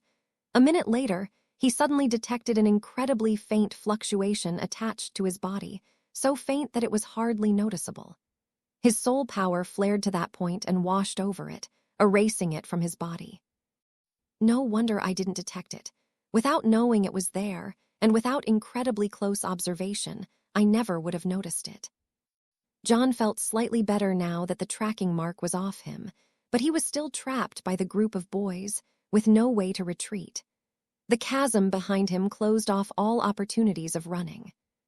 While thinking about his solutions, John suddenly remembered some information from back during the tournament.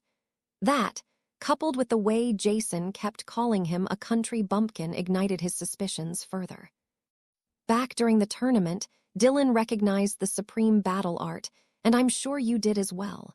That coupled with how you address me. You're not truly from the Crimson Valley sect, are you? The surrounding group of boys all had surprised looks on their face at John's words, which made him sure he was correct. Jason narrowed his eyes at John's words before he suddenly changed his tune and started laughing loudly. Ha ha ha, not a bad guess. Since you'll be dying soon, I guess there's no harm in telling you. Jason's words confirmed both of John's suspicions. One, that they were not from the Crimson Valley sect, and that they were also here for his life. You're right, we're not from the Crimson Valley sect. Instead, we're from the Yuan Continent Holy Lands. John narrowed his eyes further. He had been hoping that they were from another power that rivaled the Fenix clan, but if they were truly from the Yuan Continent Holy Lands, then this was an extremely grave situation for both him and his clan. John looked towards the few boys he knew were from the Crimson Valley sect and spoke in a loud, mocking tone. I guess you've gone ahead and sold yourself to the highest bidder. Dogs will always be dogs, I suppose. Courting death, yelled one of the boys. You've already confirmed you're here for my life. Why wouldn't I court a little bit more death in that case? At least I don't bow down and lick the boots of a new master whenever I can, John responded once again in a mocking tone. The Crimson Valley sect boys exploded in anger and prepared to charge forward, but were held back by a wave of Jason's hands. John looked back towards Jason. Then I have just one question. Why all this effort just to kill me? You have only 3 months to look for opportunities in this realm. That should be more important than wasting time to kill a mist creation junior, shouldn't it? John couldn't understand why they had spent so much time and effort tracking him down, instead of looking for treasures and opportunities. Unfortunately, this was a decision from the higher-ups. Your talent is not bad, and based on you somehow knowing the supreme battle art, our sect decided that it was important that you die. If you somehow became a member of the supreme battle sect, that could spell trouble for us in the future. Besides, we've spent plenty of time looking for opportunities, and we'll spend plenty more once you're dead. This won't take long. Although both Jason and Dylan didn't want to admit it, John's talent definitely was terrifying, and the elders at their sect wanted to eliminate him before he could potentially join any major powers. Once he did so, he would be well protected, and eliminating him would be much more difficult. Are you not afraid that killing me will ignite the wrath of my clan? John asked. Haha, your clan is but a mere eyesore, waiting to be eliminated. Besides, how will anyone know that we were the ones to kill you? We can just feign ignorance. John's mind continued to race, and he wanted to keep stalling for time. He was about to ask which power they came from that made them so confident in their schemes, but Jason saw through John's intentions. You're just stalling for time, but unfortunately that won't save you, stated Jason in a cold tone as he took out his sword. Boom. The ground exploded behind John as he dashed forward with all his might. The supreme battle art and the 5-step movement technique were superimposed, making his burst of speed frightening.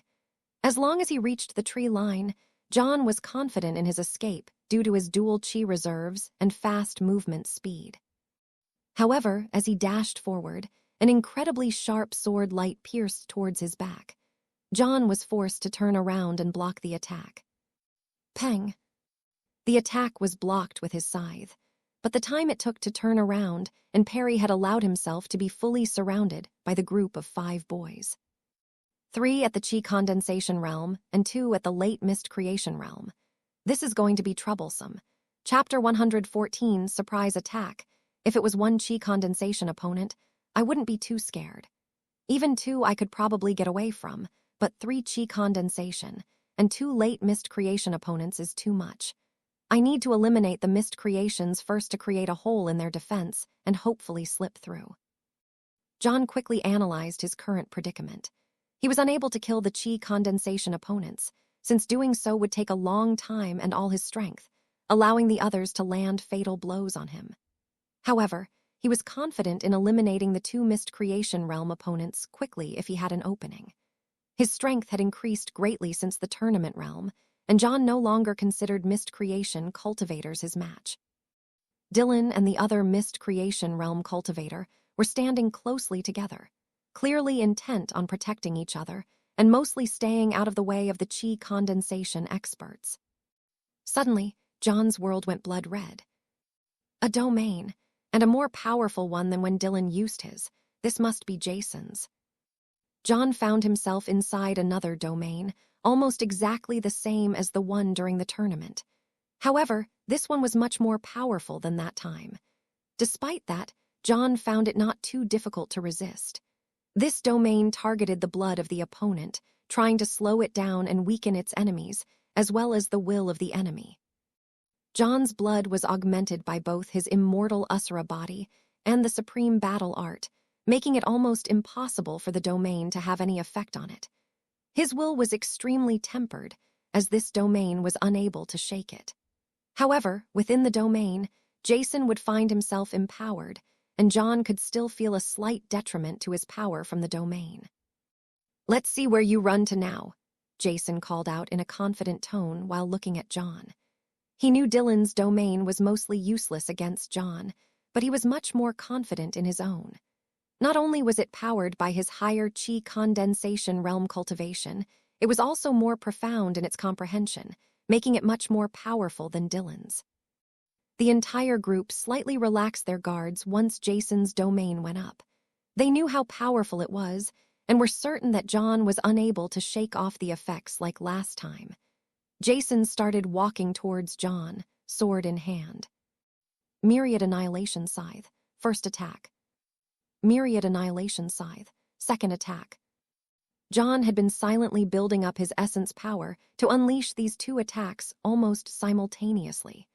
Jason looked at the approaching attacks and scoffed while sending out his own chi attack. HMPH, powerful but useless against me. Bang! The 2 attacks collided, and a small chi explosion radiated outwards. Jason was about to follow up with more words, but his eyes suddenly widened as he shouted out.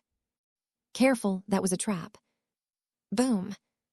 The ground exploded beneath John's feet as he empowered his body with the 5-step movement technique and peak supreme battle art.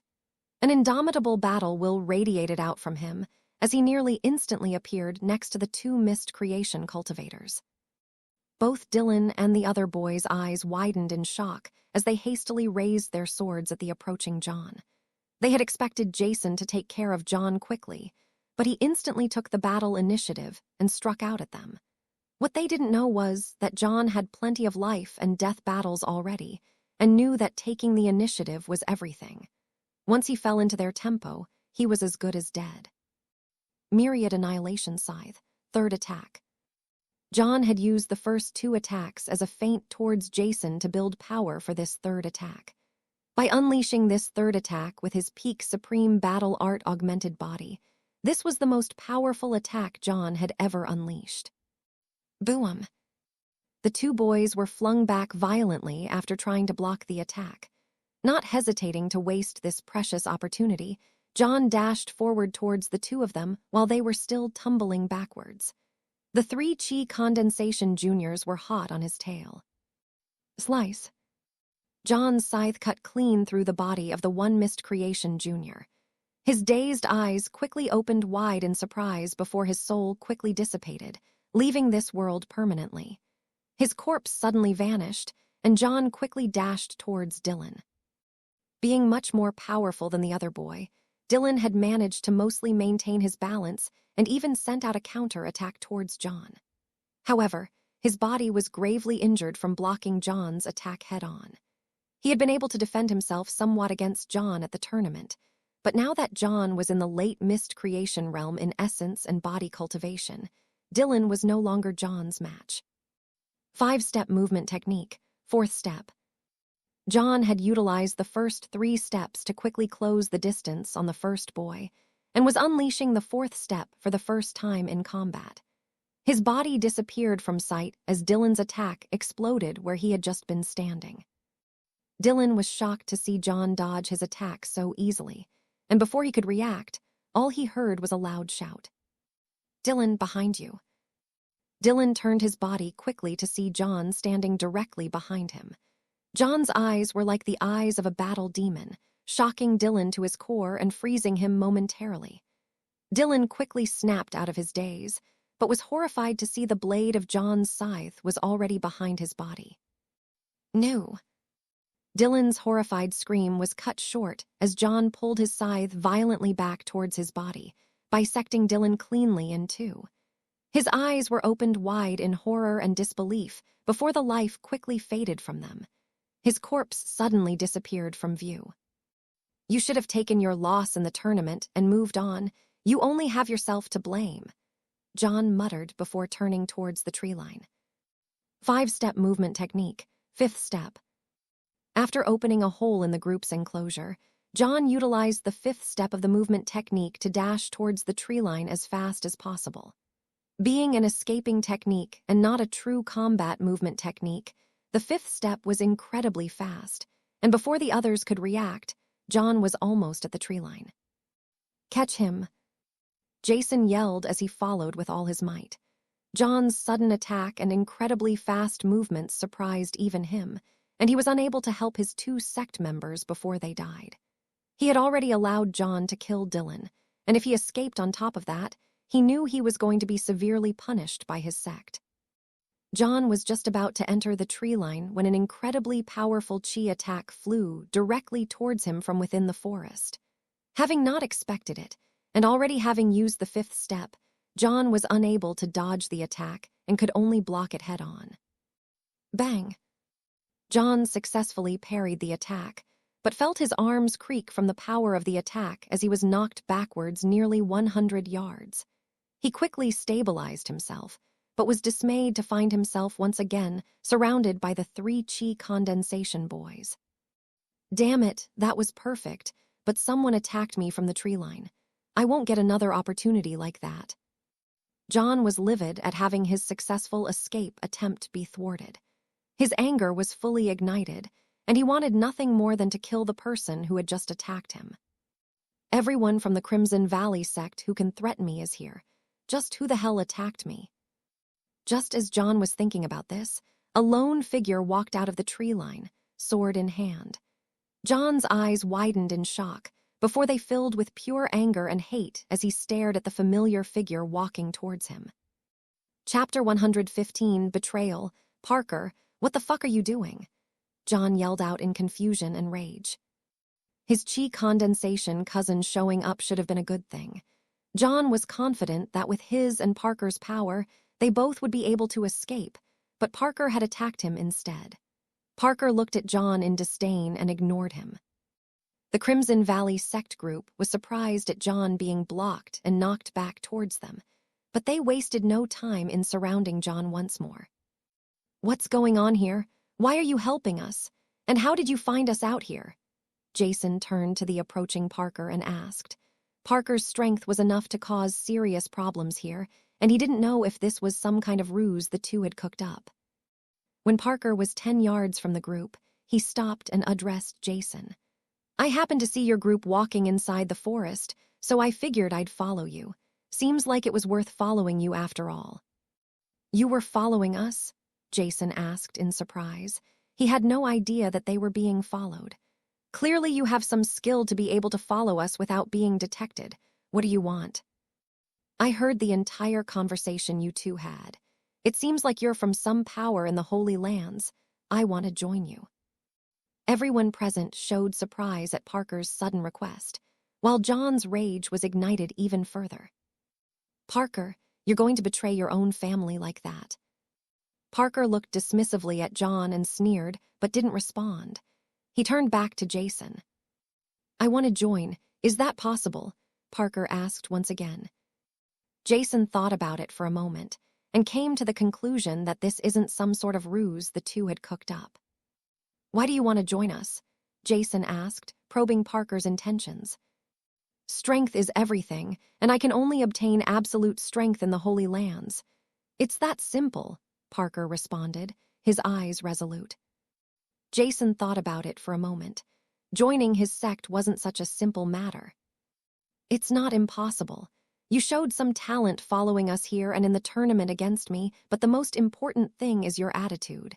It aligns perfectly with our sect's view of cultivation. Power is absolute, no matter the means of obtaining it. However, once you join our sect, you must forsake your clan. Are you willing to do that?" "I am," Parker responded with no hesitation.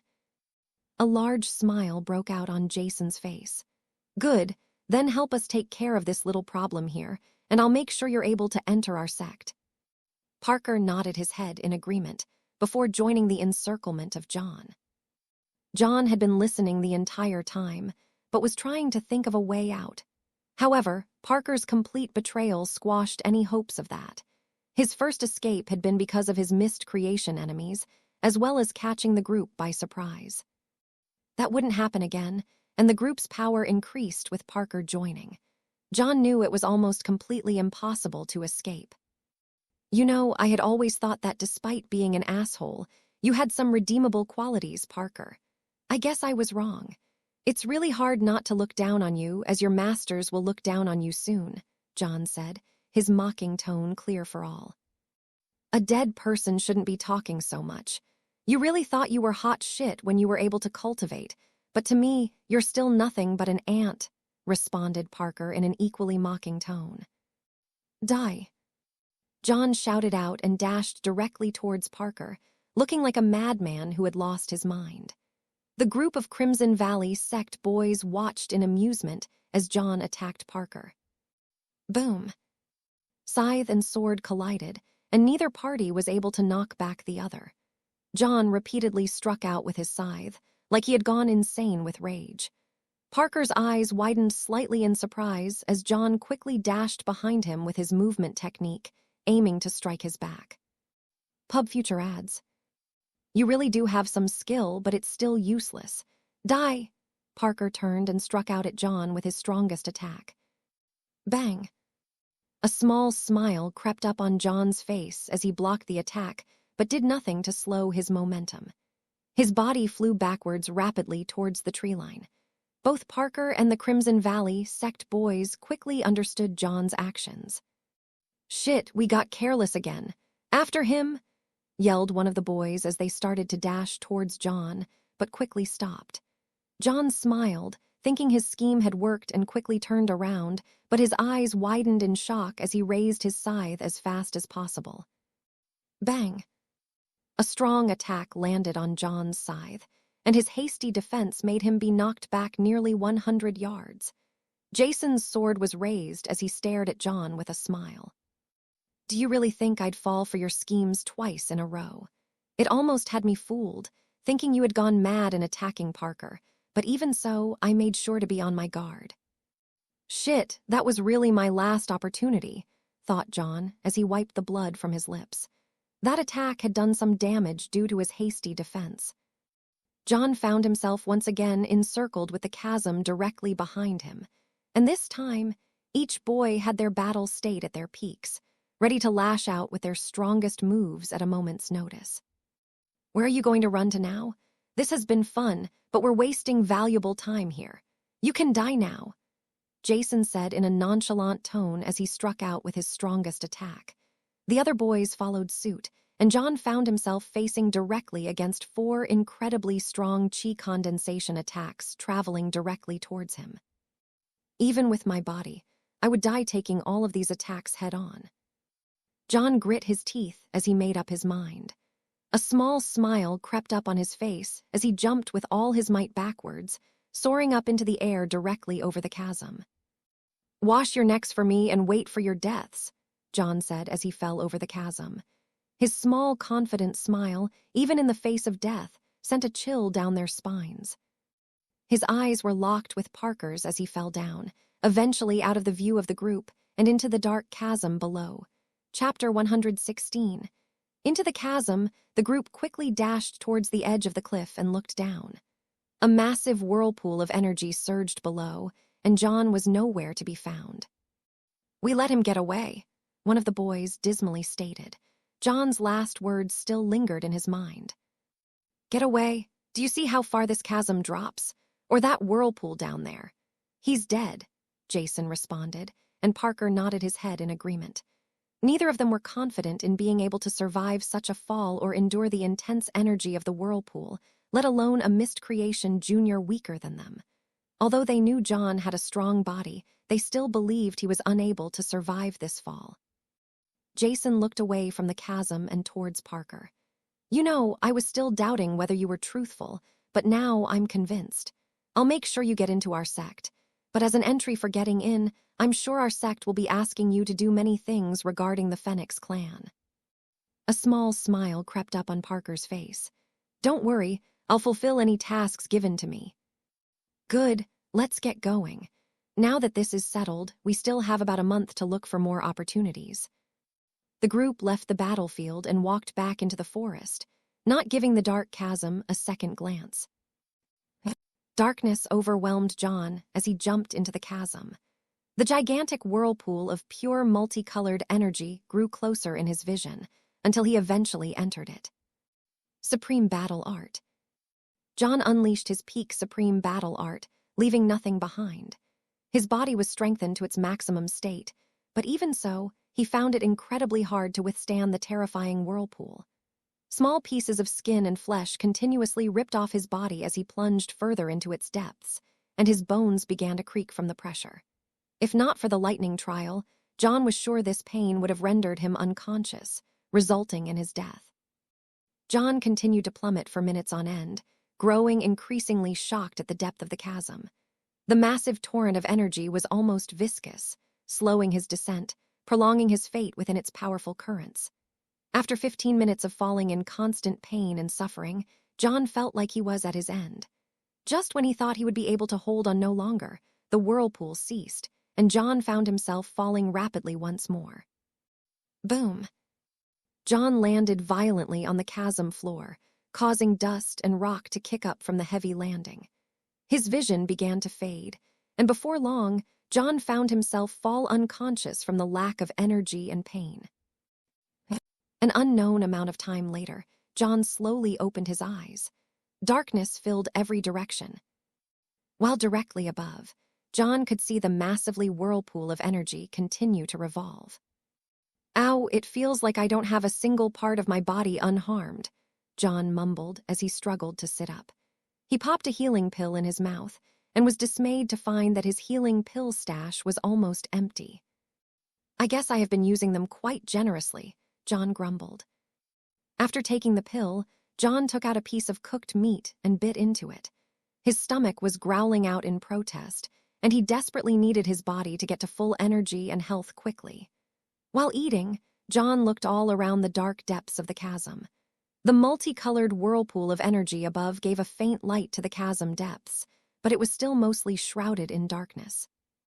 While eating, John noticed that in one direction, the whirlpool of energy seemed to taper downwards, like a tornado touching down on the ground. "What is that? Is there something over there?" John wanted to explore, but his body was nearly broken from the damage it had sustained from the whirlpool and the fall. If not for my incredibly powerful body and supreme battle art, I would have died in that whirlpool. In fact, even someone as powerful as Jason, with his normal body, would most likely have died several times over. I guess this is one of the amazing advantages of being a body cultivator. But the whirlpool did slow my descent as well. Without that, I might not have survived that drop. So I guess it was a blessing and a curse. John continued to eat his leg of cooked animal meat while he stared all around. But nothing other than the one direction where the whirlpool touched down revealed anything of note. I'll have to heal for some time before I can move. I'm guessing I was out for a few days, and it will probably take a week to heal. That should leave me with about 2 weeks before the pocket realm closes. John had no idea how he would get out of here, but according to his father, the realm automatically expelled all those within at the end of the 2 weeks. I guess I'll just have to survive down here for that long, John grumbled. After spending an entire week on healing, John finally stood up with a body full of vigor and energy. Power exploded out of his body, indicating that it was at its peak state once again. Now, let's go explore that area.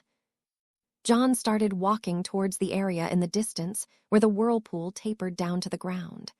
The low light allowed John to see slightly, but his guard was raised to the maximum as he carefully proceeded forward. The area John wanted to explore was dozens of miles away, and it would take quite a few days of cautious traveling to reach it.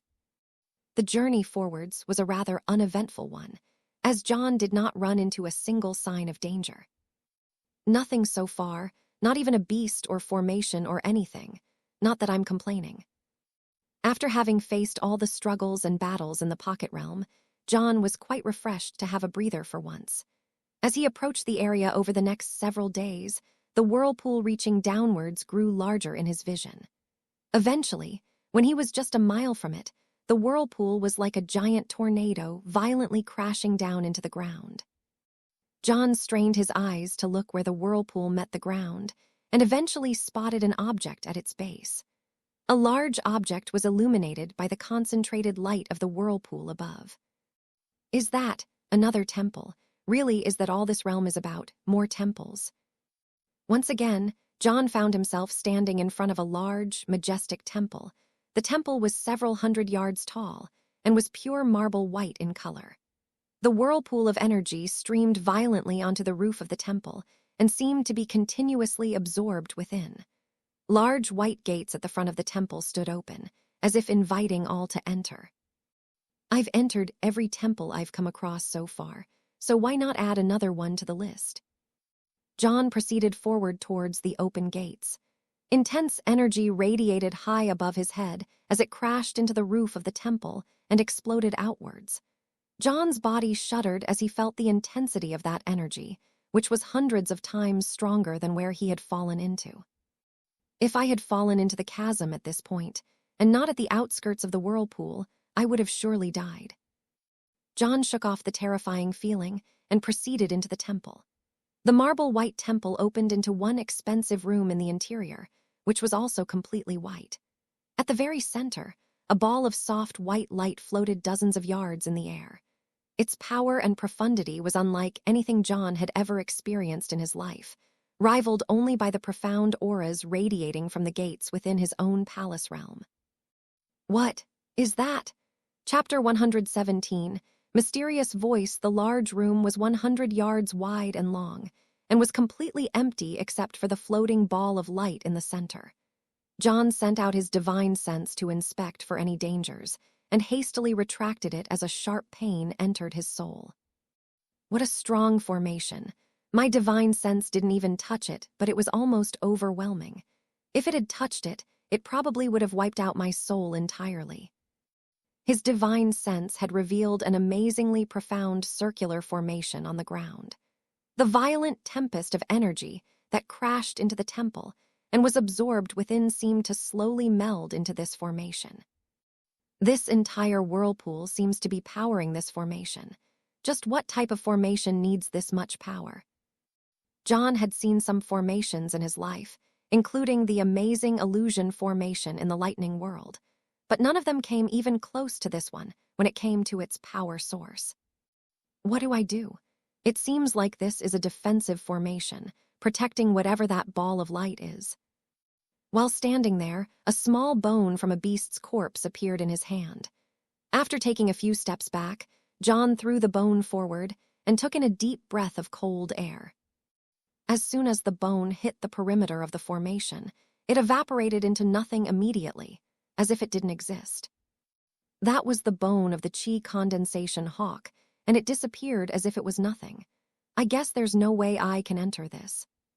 John started walking around the perimeter of the formation in an attempt to test any weaknesses. Objects were constantly thrown into the formation, but the result was the same as always: complete annihilation.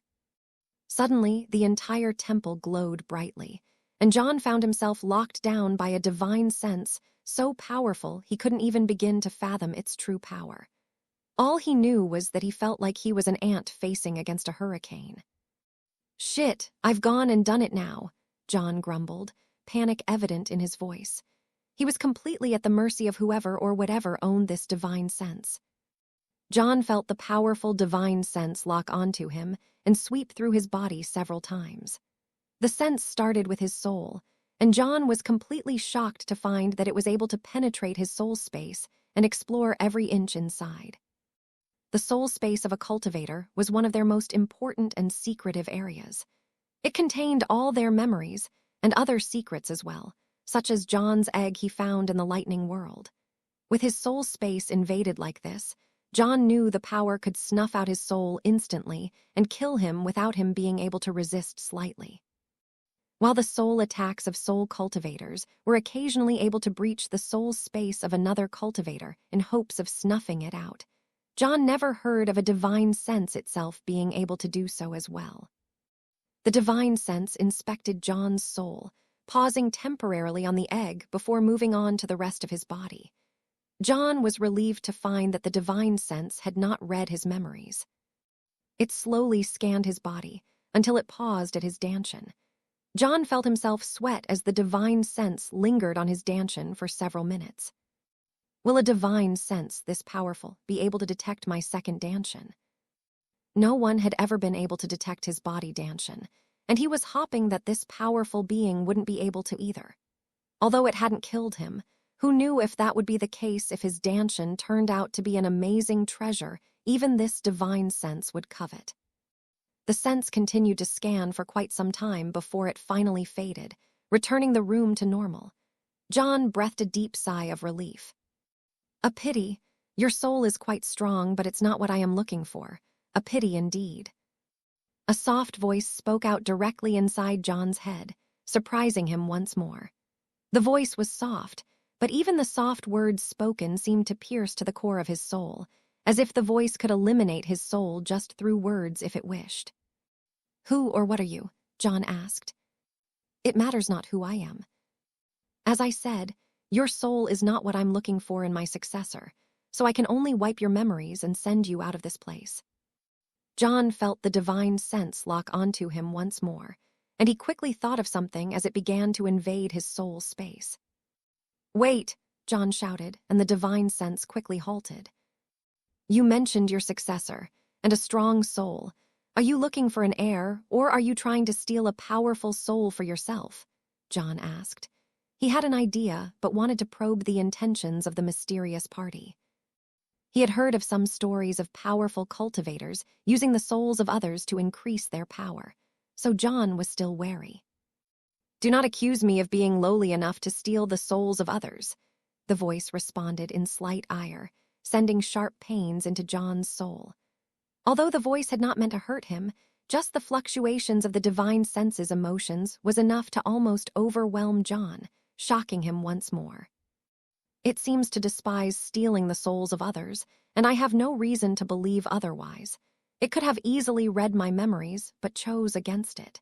In that case, if you are truly looking for a soul heir, I may have someone who would fit your criteria," John stated. "Oh, if you truly can find me a suitable successor, I will be greatly in your debt. But I doubt you understand how stringent my requirements are. Who is this person you speak of?" asked the voice.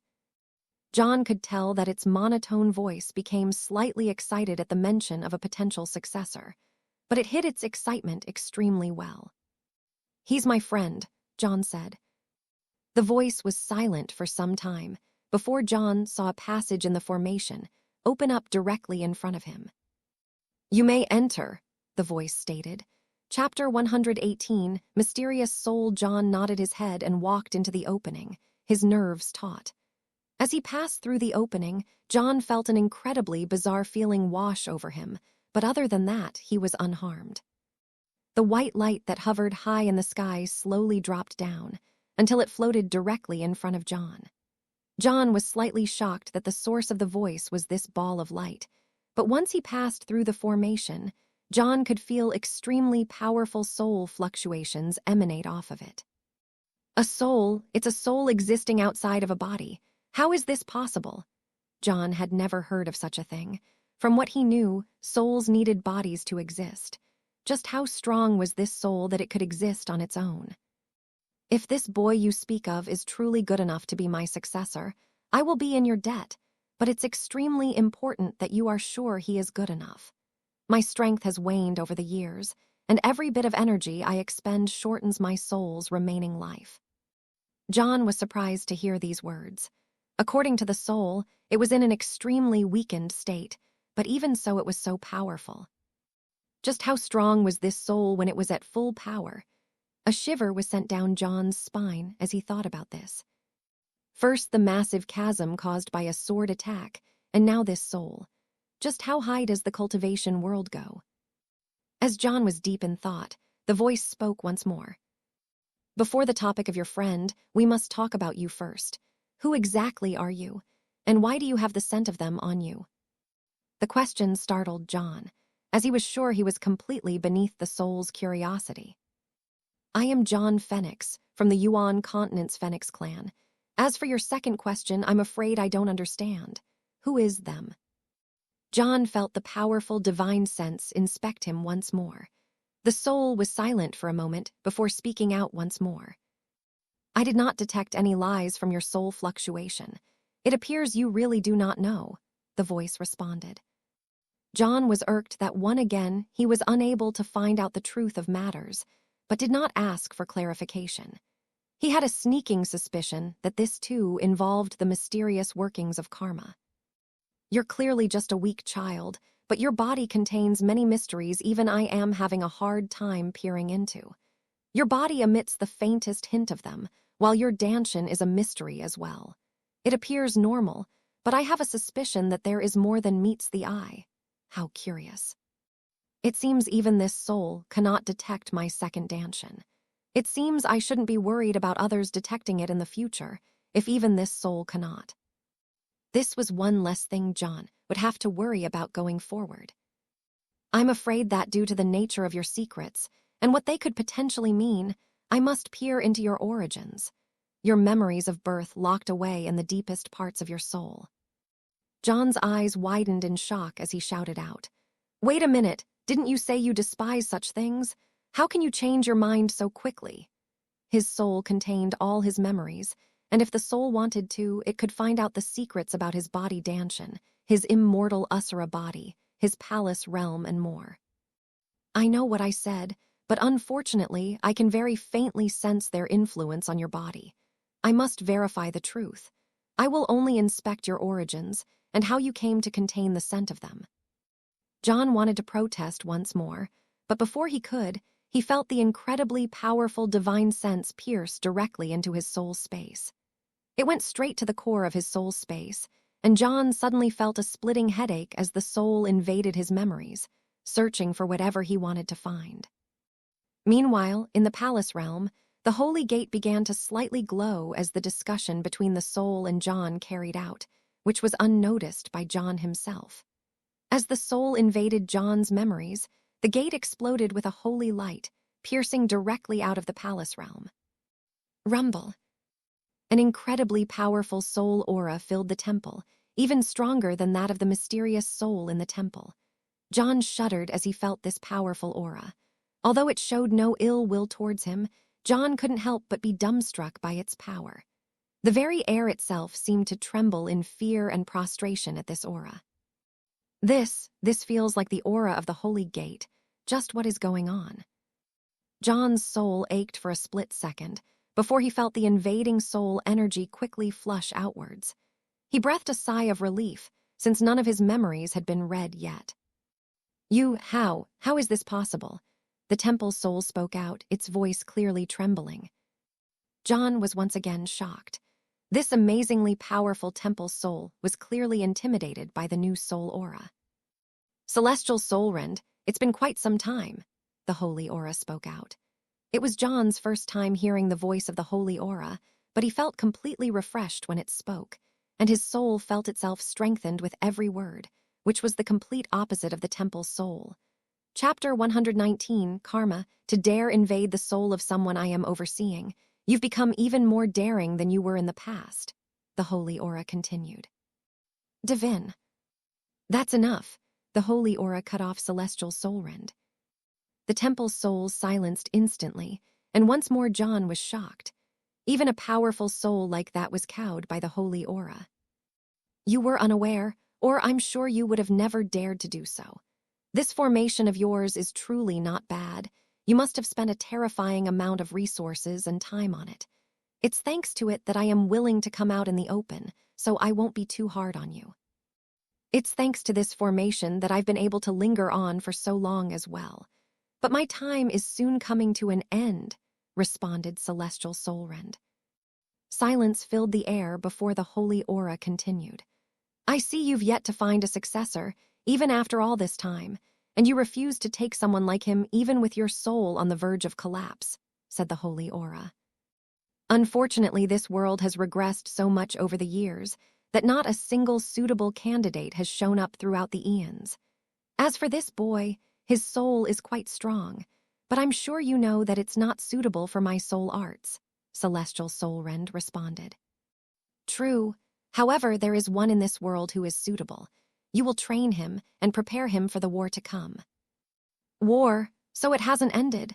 A pity, Celestial Soul Rend responded in a raised voice, and John could clearly hear the gravity of the situation in his words. Clearly this war was something even they were intimidated by. It has only been a momentary respite, but before long they will reappear, stated the holy aura. John had no idea what war they were talking about, but it sounded quite serious. Who is this boy you speak of? Is he the same one mentioned by this boy here? Asked Soul Rend. That he is. Even you will be impressed by what you find, responded the holy aura's voice. War? What war? John couldn't help but interrupt. Although he knew it wasn't his place to talk here, his curiosity got the best of him. Boy, this involves secrets you are unable to bear the burden of. In fact, you already know too much, Celestial Soul Rend said to John. Let me guess, it has to do with karma, John responded, slightly in a mocking tone. He was sick of hearing about karma as he had never experienced it yet, but it was continually used to keep him in the dark. Boy, you have no idea, Celestial Soul Rend started to speak with slight anger in his voice, but was once more cut off by Holy Aura's voice. It's fine. He'll have to learn sooner or later that there are forces in this universe more terrifying than he can imagine. The sooner he learns, the greater his odds will be. John suddenly felt an incredible power from the holy aura wash over him, more powerful and profound than anything he had felt before. He wanted to ask what was happening, but before he could speak, he started to see many faint, translucent lines appear in his vision. The thin, white lines appeared to snake towards him from every angle, and they all entered his body. What the hell? Is this karma? John asked, trying to cut the lines off his body, but no matter how he tried, he was unable to interact with them at all. The lines started to become more solid in appearance, with one line in particular growing brighter and more powerful. John was horrified to find that an ever-increasing sense of danger began to envelop him from that particular thread. Before long, he felt as if he was being stared at by the very universe itself, and he had never felt so small in his life before. Although he was unsure of exactly what was going on, John was convinced that he would meet with death eventually if this was allowed to continue. These are the threads of karma, which you have invoked. Snip. The brightest line, which was giving John the greatest sense of danger, was suddenly snipped. The line faded into nothingness, and John felt the creeping sense of doom suddenly vanish. And this particular line, I just severed, was the karma you had just invoked by learning about the war. What? John blurted out in shock. He had only learned that there was a war, not even when it was fought, who was involved, or what happened. Merely the knowledge of it was enough to attach a thread of karma to him that he was unable to bear. If this thread was not cut, sooner or later, a calamity would befall upon you. If you have the strength to withstand it, then karma can be ignored. But as you are right now, just this little bit of karma will be your end, the Holy Aura's voice explained. If karma is so amazing, then how did you just sever the thread? John asked. Although he was sure it was much more complicated than he could ever imagine, he still had to ask. If he could learn this power, then maybe he could control his own karma, although he doubted this was possible. Boy, there are only a few people who have ever managed to do what was just done. Do not think interfering with karma is such a trifling matter, Celestial Soulrend spoke up, and John could hear some anger in his voice. Clearly, he had upset Celestial Soulrend slightly. John took in a deep breath of cold air. It seems as if karma is even more terrifying than I imagined. The power that the Holy Aura was using vanished, and he was once again unable to see the threads of karma attached to him. He was still sweating from the feeling he had just felt. He stood there in silence for some time, and Celestial Soulrend and the holy entity didn't speak as well. But based on his understanding of them, John was sure that they had begun to communicate directly between each other to avoid invoking more karma on himself. All of a sudden, the Holy Aura's voice spoke up. My time is up. Soulrend, you know what to do. In an instant, the Holy Aura vanished, leaving John alone once again with the soul of Celestial Soulrend. Chapter 120 Request. Why did he leave? John asked in confusion. He was standing there in silence for some time, and then the Holy Aura suddenly vanished. John was hopping to ask it many questions regarding the palace realm, although he was sure he was unable to find out the truth due to karma. Silence filled the temple for some time before Celestial Soulrend responded. His matter is unique, and he cannot be out in the open for an extended period of time. This formation can hide us from peering eyes, but for someone like him, he can only remain hidden for so long, even inside here. Hiding, someone that strong needs to hide. John raised his eyebrows in surprise. He wanted to ask what he was hiding from, but knew he would not get an answer. Not only that, but after seeing the effects of karma with his own eyes, John was no longer eager to find out about things he should not yet know. Then, have you also been hiding in here, and for how long? John asked. Not hiding. I suppose telling you this much won't impact you too much. Due to matters you cannot yet know, I was gravely injured and was forced to cast my body aside and preserve my soul. This formation was made by me as a contingency for such a case. John had expected such an answer due to the discussions he had heard prior. However, one thing he heard during the discussion still weighed on his mind. Then, if I can know the truth, what is this realm exactly? John had always wanted to know the truth regarding the pocket realm, and this seemed like the only chance he would have to find out the truth. This realm was created by me as a collective trial and inheritance realm for the surrounding powers. However, it appears that through the vestiges of time, almost all the entrances have been destroyed. Your entrance is the only fully functioning one, while one can only act as an exit. Trial's ground, I guess I expected as much. While John was thinking, the Celestial Soulrend spoke up once more. Then, do you know anything about the Elysian lightning world? John asked. He had heard the temple artifact spirit mention something about the Elysian lightning world, and it somehow related to the egg of his. Elysian lightning world? Oh yes, I did see that you managed to obtain that inheritance. It seems you truly do have some talent. In time, once your strength grows enough, you'll naturally come to learn all about that world. Another vague answer. Oh well, I guess I'm going to have to get used to this in the future until I raise my strength enough. Besides, it's not an immediate concern of mine. Then I have another question I'm curious about. If you were looking for a successor, why did you hide your inheritance down here? Clearly Soulrend was looking for a successor, but he put it in such a hidden place. John only happened to stumble on it due to being forced off the cliff. I scried into the heavens many years ago and determined that I would successfully find a successor. I was not concerned about if, but only when. As such, the location of my inheritance did not matter. That makes sense, I guess. I wonder how strong someone has to be able to scry the heavens itself. John was about to ask another question when Celestial Soulrend cut him off. My time is growing short. Divin, the other entity allowed me to grant you one thing you desire, should it be in my power to do so. One thing I desire? John was caught unprepared by the chance to request one thing from Celestial Soulrend. He knew this was an amazing opportunity and didn't want it to go to waste. What do I need? The Immortal Asura body handles my body cultivation, and I doubt he knows anything about it. With enough human blood essence, my cultivation can proceed as fast as I want. The only thing holding it back is my essence cultivation. John's eyes lit up as he thought of a request, which was a high-level essence cultivation technique.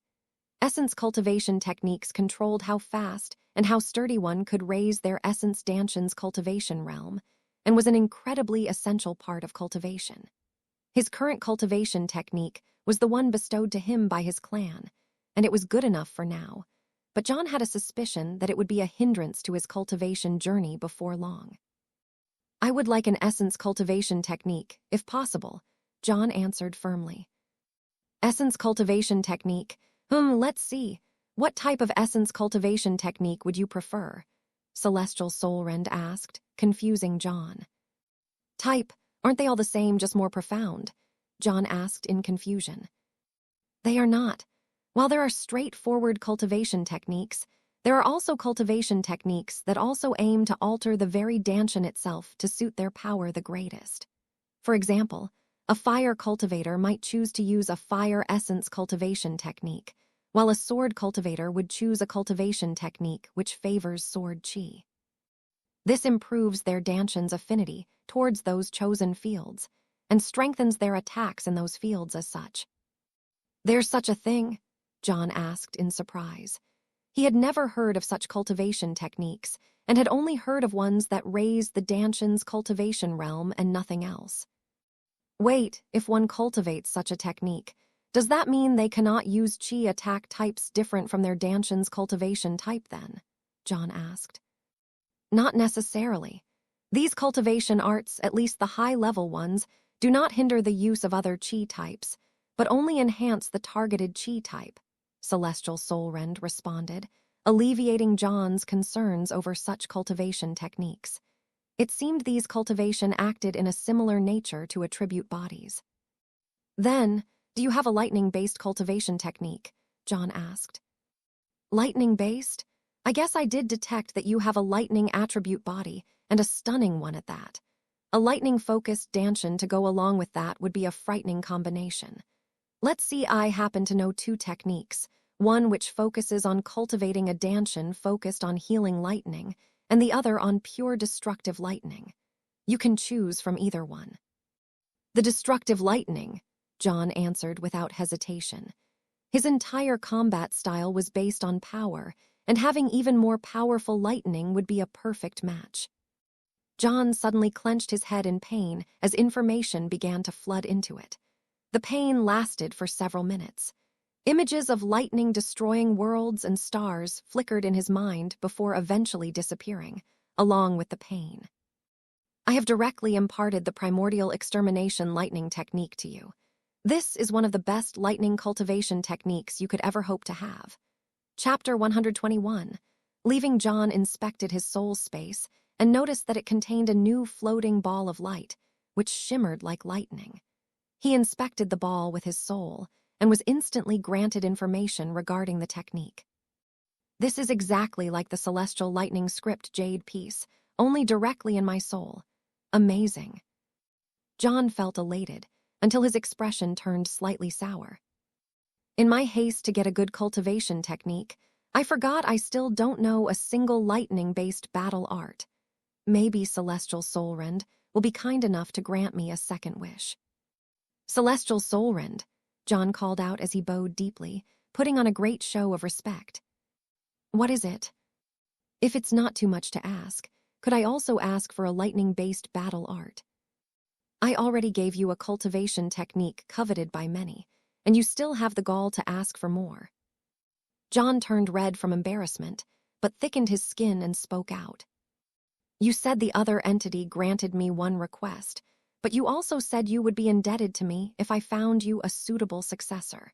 Even that other entity said my friend was suitable for you, so although you haven't taken him as a successor yet, you will owe me eventually. Celestial Soulrend was quite surprised by John's logic, but he did indeed make that promise to John in the beginning. Based on the evaluation by the other entity, the successor would be more than worthy. I suppose you are correct, but we will determine that in a second. My soul is growing weaker every moment it is not in slumber, and I cannot stall any further. The formation that John was standing inside of suddenly disappeared, and a massively powerful soul aura emanated out from Celestial Soulrend. Just being in its presence awed John to the point of speechlessness. In another part of the pocket realm, Miko found himself face to face with the two Chi Condensation juniors of the Ronin clan. Although the Varus clan and Ronin clan weren't enemies, they weren't allies either. What do you two want? Miko sneered. Clearly the two hadn't approached him with good intentions. We noticed you just obtained a mysterious item here, and we just wanted to share it with us, said one of the boys. Huh, are you dumb? Why the hell would I do that? Miko responded. He had obtained another mysterious fruit. Although he didn't know what it was, the aura it gave off made him believe it was worth quite a bit. He was going to ask John or his clan what it was before eating it, though. Although we can't kill you in here, we can still rob you. It would be best if you shared, one of the boys responded. Although Miko had shown incredible power in the tournament, and on their own they were not confident in handling him, together they felt like they had a chance. Not only that, but they had found some amazing treasures in the pocket realm that raised their combat power, and their confidence had boosted as a result. Miko slowly raised his hand and pointed his finger towards one of the boys. The two of them started laughing, unsure of just what he was doing, but a finger would not be enough to fight them. Suddenly, a translucent light flew out of his finger and directly towards the head of that boy. The laughter suddenly ceased as one of the boys suddenly collapsed to the ground, unmoving. You bastard, what did you just do? We are forbidden to kill each other, the other Ronin clan boy yelled, but his fear was evident as he stared at Miko. With just a point of a finger, Miko had managed to make the one boy collapse, without the slightest ability to resist. Relax, he's just asleep for now. He'll wake up in a day or two, Miko said nonchalantly as he stared at the boy with wolf-like eyes. Although the attack looked casual, Miko had sent out his concentrated soul power to overwhelm the soul of the other boy. If he had used his full power or his soul sword to attack, however, the boy's soul would have been completely wiped out. Now, you were just about to rob me. Allow me to return the favor, Miko stated as he started walking towards the other boy. Rumble. An aura filled the entire pocket realm, and all within felt its power press down on them. None were able to utter a single sound as they cowered beneath the unknown aura, but everyone knew that it could kill them within a moment. The only one slightly unaffected was Miko, who urged his soul power to the maximum to resist the immense pressure the aura gave off. What the fuck is this power? Miko grunted as he struggled to fight back. The power left just as quick as it came, stunning all those inside the realm. What the hell just happened? What was that power? One of the Crimson Valley sect boys shakily asked Jason. I have no idea. I'll have to report this to the sect leader, Jason responded, but fear was still audible in his voice. Clearly, there was more to this realm than met the eye. Back in the temple, John stood in silence while the soul power of Celestial Soulrend flared outwards. Before long, John felt the soul power wane, and the temple returned to normal once more. Amazing, Simply amazing, Celestial Soulrend cried out excitedly. Amazing, did you find my friend? John asked. That I did, and he's even better than I could have hoped for. I truly am in your debt. Here you go, Celestial Soulrend responded, and John once again felt his soul space tremble with pain as a new addition to the soul space was added. John was about to inspect the new lightning battle art in detail when Celestial Soulrend suddenly spoke up. This is where our conversation ends. With my task being fulfilled, this world of mine will soon collapse and disappear. Unfortunately for you, due to the interfering nature of the energy whirlpool above, and with my soul as weak as it is, I do not have the strength to send you out of this place as well as send my soul to your friend. My primary task is the most important to me, and so I cannot send you out of this chasm. The rejective nature of the realm closing will not reach you here, and you will be unable to return to your own land. What? Doesn't that mean I'll die when this world collapses then? John shouted out. No, this formation of mine is connected by spatial channels to different nodes around this world, as a means of absorbing more energy. I will send you through one of these channels to the nearest node. Celestial Soulrend paused for a moment before speaking up once more. Your destiny is much larger than you can ever imagine. Pursue strength, but do not lose yourself. I wish you the best of luck. John was about to cry out in protest, but he suddenly felt a massive flare of power erupt from Celestial Soulrend, which began to fight and struggle against the whirlpool above. The world began to crack, and spatial fissures in the sky itself became visible as John felt his body enveloped by this power. Bright light entered John's vision, and he suddenly found himself cast into one of the spatial fissures. Chapter 122. Unfamiliar place, a channel of multicolored light suddenly entered John's vision. The channel was about 10 feet wide, and he found himself being propelled through it at immense speeds. The translucent barrier of the channel revealed a storm of chaotic space on the other side, the power of which chilled him to his bones. If I were to be ejected into that chaotic space, my body would be reduced to nothingness in an instant. Let's hope that doesn't happen. John continued to be propelled through the channel for nearly a minute, and was surprised to find that it did not make him feel any pain, only slight discomfort. The continuous tumbling, however, was starting to make him queasy. It seemed as if gravity did not exist within this channel. I wonder where this channel is taking me to. I hope it's not too far from home, John grumbled. He was still quite pissed off about how he had been treated by Celestial Soulrend in the end. He had found him a suitable successor, and Celestial Soulrend still cast him off into this channel. However, when John thought back to how Soulrend seemed to struggle against the whirlpool above, he figured Soulrend really was telling the truth. With his soul on the verge of collapse, he did not have the strength to send them both out through the whirlpool, which was incredibly strong above the temple. I wonder how long this channel goes for. John's thoughts were quickly cut off as he found himself rapidly ejected out of the spatial channel. The light of the sun once again warmed his face as John found himself violently propelled forward. He tumbled head over heels on the hard ground for nearly half a mile before his body finally came to a stop.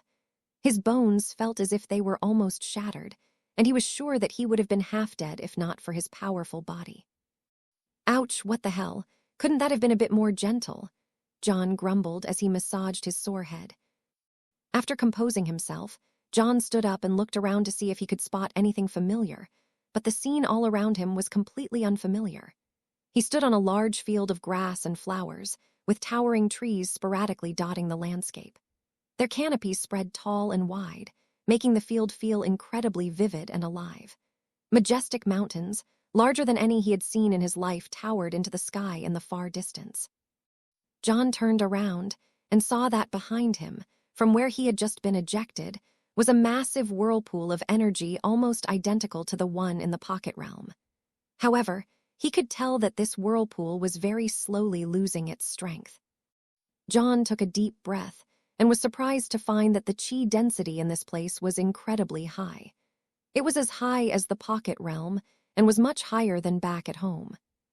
It seems like this isn't the Yuan Continent that I know and call home. I need to figure out where I am. John mumbled to himself as he looked all around to make sure the coast was clear. Roar. An incredibly loud roar that nearly shattered his eardrums boomed out. John felt his body groan in pain at the mere sound of the beast's roar. He quickly turned his head to the source of the sound and was horrified to find a powerful beast sitting on one of the top branches of a nearby tree.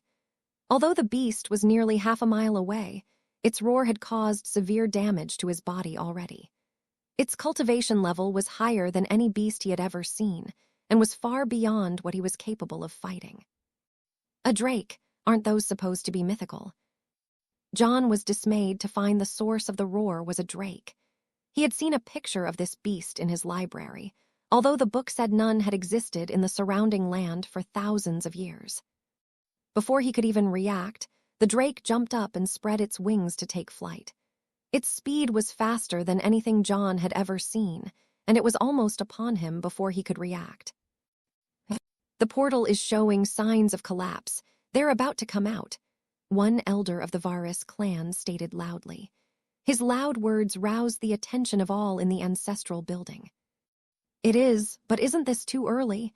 They should have another 2 weeks inside, John Fenix stated, slightly confused. Every single pocket realm opening lasted 3 months exactly, without exception. However, this one was closing much sooner than anticipated. True, I wonder what's going on, Waylon Varus responded, equally curious as to why this was happening. Discussions began to heat up inside the ancestral building, and before long, the silhouettes of 27 people began to shimmer into existence in front of the portal. 25, it seems like 5 have died inside, one elder called out. 30 entered, while only 27 were being sent out. Clearly, a few had perished. Seems like a few died this time around as well. Let's hope it's from the trials and not fighting between each other like last time, another said. If the 5 who perished were truly caused by infighting, then that would be a massive problem, similar to last time. A few seconds later, all of the 25 bodies completely phased into existence, revealing the identity of each one. The identities revealed that the 5 missing were 1 Mist Creation Jr. from the Ronin clan, 1 Mist Creation Jr. from the Flowing River sect, 2 from the Crimson Valley sect, and John himself. Waylon Varus's eyes turned stern, while Barden and Cade's faces both turned ashen. They quickly identified that John was one of the missing parties. Barden's ashen face soon turned red as his rage began to grow, and he was about to erupt when Waylon quickly stepped forward. A powerful pressure descended on the group of juniors, and a stern voice quickly followed. We are missing 5 juniors. Tell me what happened to them, Waylon spoke up in a raised voice. Chapter 123, What Happened to Him? After some hesitation, 2 juniors, one from the Flowing River sect and one from the Ronin clan, stepped forward. Clan leader Waylon, Garland and I were in a trial where we were attacked by powerful beasts. I was able to escape, but unfortunately Garland wasn't, responded the one boy from the Ronin clan. He and his friend had tried their luck in a trial, but only he was unable to make it out alive. Such were the dangers of the Pocket Realm. It held amazing treasures, but also great danger. The Flowing River sect girls spoke up as well, telling a similar story. All the elders were carefully watching them and found no hints of lies being told. A pity, one elder spoke up. Indeed, it's always like this, but it doesn't make it any easier to bear, responded another. You may step back, Waylon stated, and the 2 juniors quickly returned to their groups. Warren Gildar had a dark face as well, as 2 of his juniors, including Dylan, were missing. He was about to step forward and ask what happened when Jason spoke up. Sect leader Warren, I will explain what happened to our 2 members at a later time. Warren's eyes narrowed, and he nodded his head before taking a step back. Now, John Fenix is missing. What exactly happened? Who knows anything? Waylon asked in a raised voice, himself hinting that foul play was at hand. Everyone instinctively looked over to the Crimson Valley sect group. What are you looking at us for? We had nothing to do with it, Warren Gildar responded, but a slightly smug smile hung on his face for all to see. Everyone knew his enmity with John and the Fenix clan, and so even if they truly didn't cause his demise, they would still take pleasure in it. Bastards, do you really think anyone would believe such bullshit lies? Tell me what happened, or don't blame me for destroying your sect. Barden Fenix exploded in rage, causing everyone to jump. His powerful aura radiated off him, making everyone believe his words that he would start a fight at a moment's notice. Careful with those vicious accusations, Warren responded in a cold voice. His narrowed eyes stared straight back at Barden unflinchingly. Accusations? Everyone knows what happened in the tournaments and how strong John was. If not for your vicious bastard ways, how else would John not be here? Miko yelled out in rage. He had lost track of John in the swamp, and no matter how hard he looked, he was unable to find him. Eventually, he went his own ways, assuming that John would be able to handle himself. When the pocket realm began to close, Miko felt an amazingly powerful aura wash over him and invade his soul. Although he tried to resist it, he was unable to do so. Just when he thought the powerful soul aura would kill him, the soul aura took refuge in his own soul space and immediately went into a slumber. Although he didn't know what or who it was, Miko was sure that if it wanted to kill him, it would have been able to do so. Instead, it went into a slumber. And Miko could tell that the soul was on the verge of collapse. He didn't know when it would awaken, but for now he had no answers as to what happened. He was looking forward to meeting back up with John upon exiting the realm and talking about these wondrous events, but was dismayed to see that John himself had never left. "If you won't admit it, then I'll have to beat it out of you," spoke Barden in an ever-growing rage. His sword suddenly appeared in his hands, and a searing fire began to flow over it. Just as Barden was about to attack, a voice chimed up from behind, stopping him in his tracks. "Uncle Barden, I know what happened to John." Barden quickly turned around and saw Parker standing there with his head lowered slightly in shame. "What happened? Why didn't you speak up sooner?" Barden asked as he dashed over towards Parker. I wanted to speak up, but I was ashamed of myself." "Ashamed? Why?" Barden asked, but Parker's behavior gave him a bad feeling regarding John's fate. Towards the end of the realm's opening, John and I ran into each other and decided to adventure together. We came to a large chasm so deep we couldn't see the bottom, and just when we were about to turn around, a chi condensation beast attacked us. I was eventually able to kill it, but in the battle, John was knocked over the edge into the chasm by the beast. I wanted to follow him, but I was too weak to do so. I'm so sorry, Uncle Barden." While telling his story, Parker took out the corpse of a lizard-type chi condensation beast he had killed in the realm. A faint hint of dried blood was left over on one of its claws, and close examination made everyone realize it held the same aura as John's aura. What they didn't know was that this beast was killed by Parker in an unrelated matter, and some of the blood that John had leaked during their battle was collected off the ground and smudged on the beast's claws, making it look like it had attacked him. Although it was only the faintest hint of blood, it was enough to convince everyone. Barden's face went ashen as he inspected both the beast and Parker, but he found no hints of lies in either one. The entire Fenix clan turned pale as well, having lost their most promising junior and a young master of the clan. Only the Crimson Valley sect had slight smiles on their face. Jason looked at Parker in an approving manner, clearly pleased with his performance. "So it's true. He fell. I'm so sorry." Waylon walked over and comforted Barden.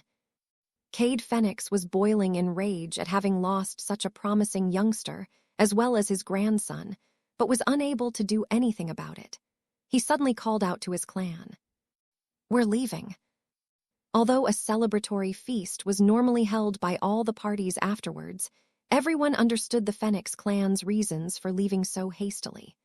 The Fenix clan bid the Varus clan farewell and quickly departed for their home. While watching them leaving, Jason turned and whispered something in Warren Gildar's ears. His eyes lit up as he listened, and his smiling gaze shifted to the leaving Parker. "Interesting. This will greatly help with our plans." Chapter 124, Restricted Area. The massive drake rapidly approached John, and was almost upon him in no time. A scythe suddenly appeared in John's hands as he stared at the beast. He knew he was absolutely no match for it, but he wasn't about to die without at least attempting to fight. He was just about to unleash his supreme battle art when he heard a loud shout. "Nea, stop." The drake, which was just 20 yards from John, came to a sudden halt, surprising him. John quickly turned his head to see two people approaching him. They were two middle-aged men, and both wore gray robes, making it impossible for him to identify them. With just a few steps, the two unknown men crossed over a mile of distance and appeared in front of him before he could react. So fast. John had never seen anyone move this fast before. They were even faster than his father, who was a core formation expert. As the two men appeared in front of him, the drake obediently walked over and stood behind them, acting as a loyal sentry. "They're controlling such a powerful beast. Who are these people? Who are you? How did you end up in this restricted zone?" While thinking about their identities, one of the men spoke up and asked John who he was. "What should I tell them? I still don't know where I am or who they are, so the less I tell them the better." John put away his scythe and addressed the two men in a humble and slightly timid tone. "My name is John. As for how I ended up here, I do not know that answer.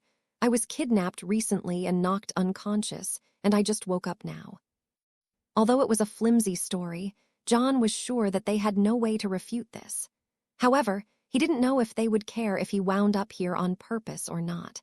Based on their stern questioning and calling it a restricted zone, John was sure that no one was supposed to be here. "Kidnapped and left here. How could we believe such a lie?" The man spoke up in an unbelieving tone. "Look at me and how strong I am.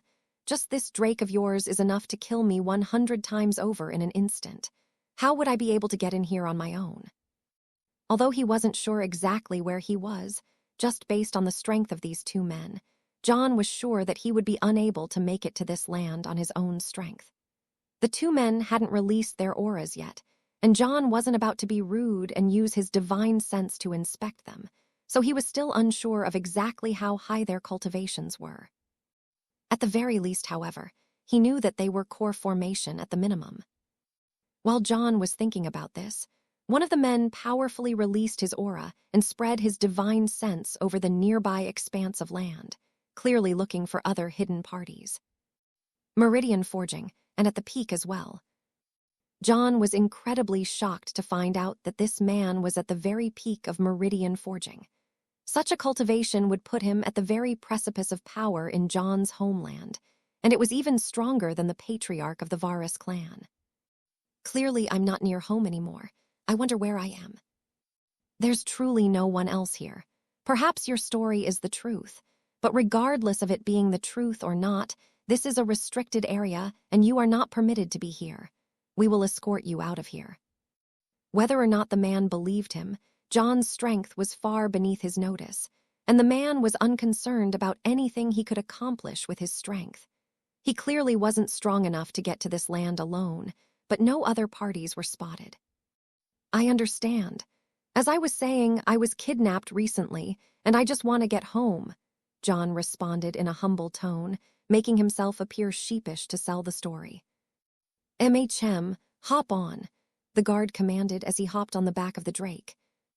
"Hop on," John exclaimed. He had never ridden on a flying beast before and was a bit hesitant, especially one as powerful as a drake, but it appeared that the man was giving him no other choice. "Okay," John responded with a head nod as he walked over to the drake and climbed up it. The beast's body emanated an extremely powerful aura as John touched it, and he was shocked to find that it was at the peak of meridian forging as well. Just what is this place? How is everyone so strong?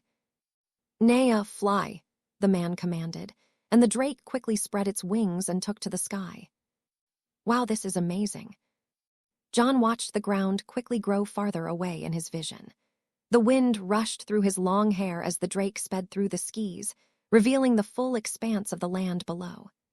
The sparsely forested land outside of the energy whirlpool expanded for dozens of miles, and powerful beasts similar to the drake were seen roaming the lands, giving it an incredibly vibrant but dangerous feeling.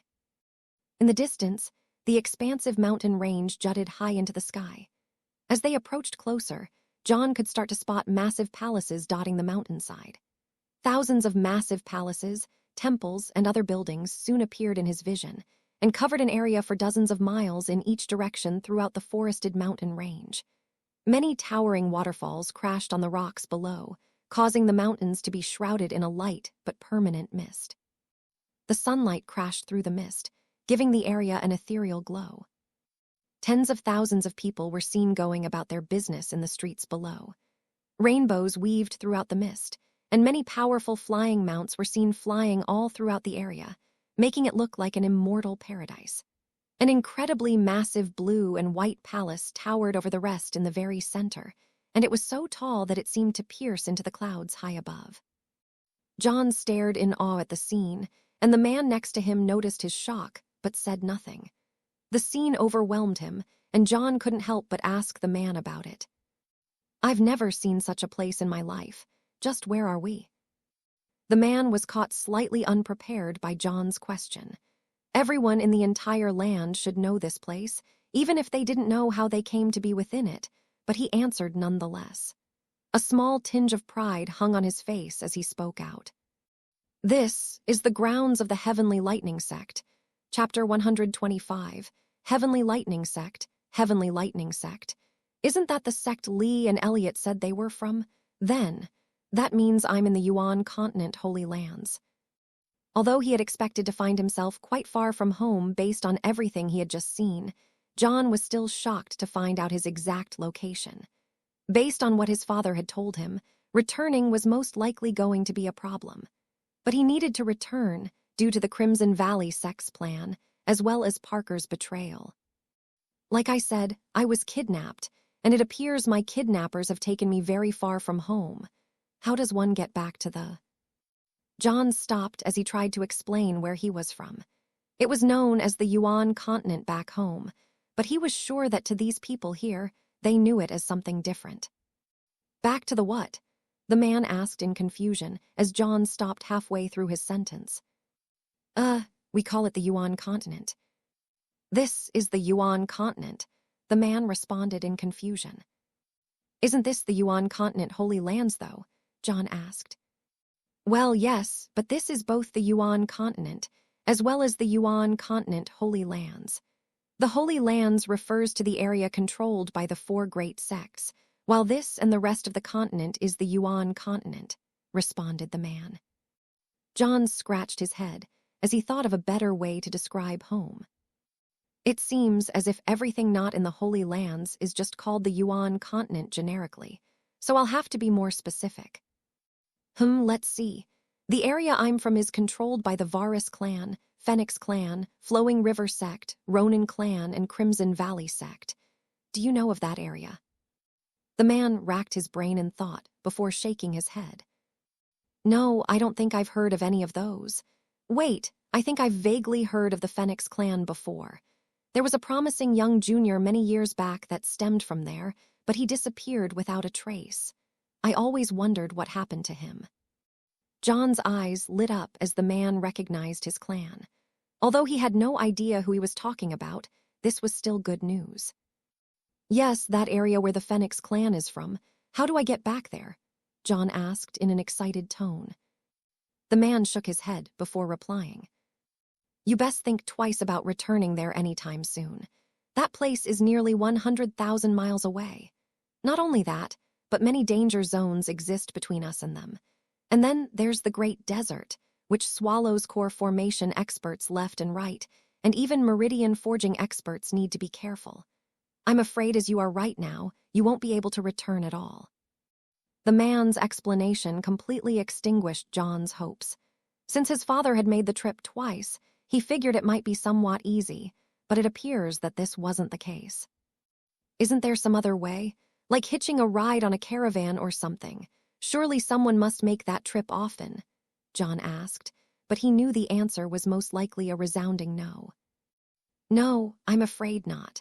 That place doesn't have much to offer to the Holy Lands, and so many don't go there due to the immense risk and minimal reward."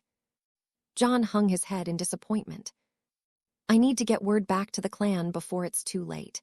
Either I need to get my cultivation to the Meridian Forging Realm before heading back, or I need to try to send a message somehow.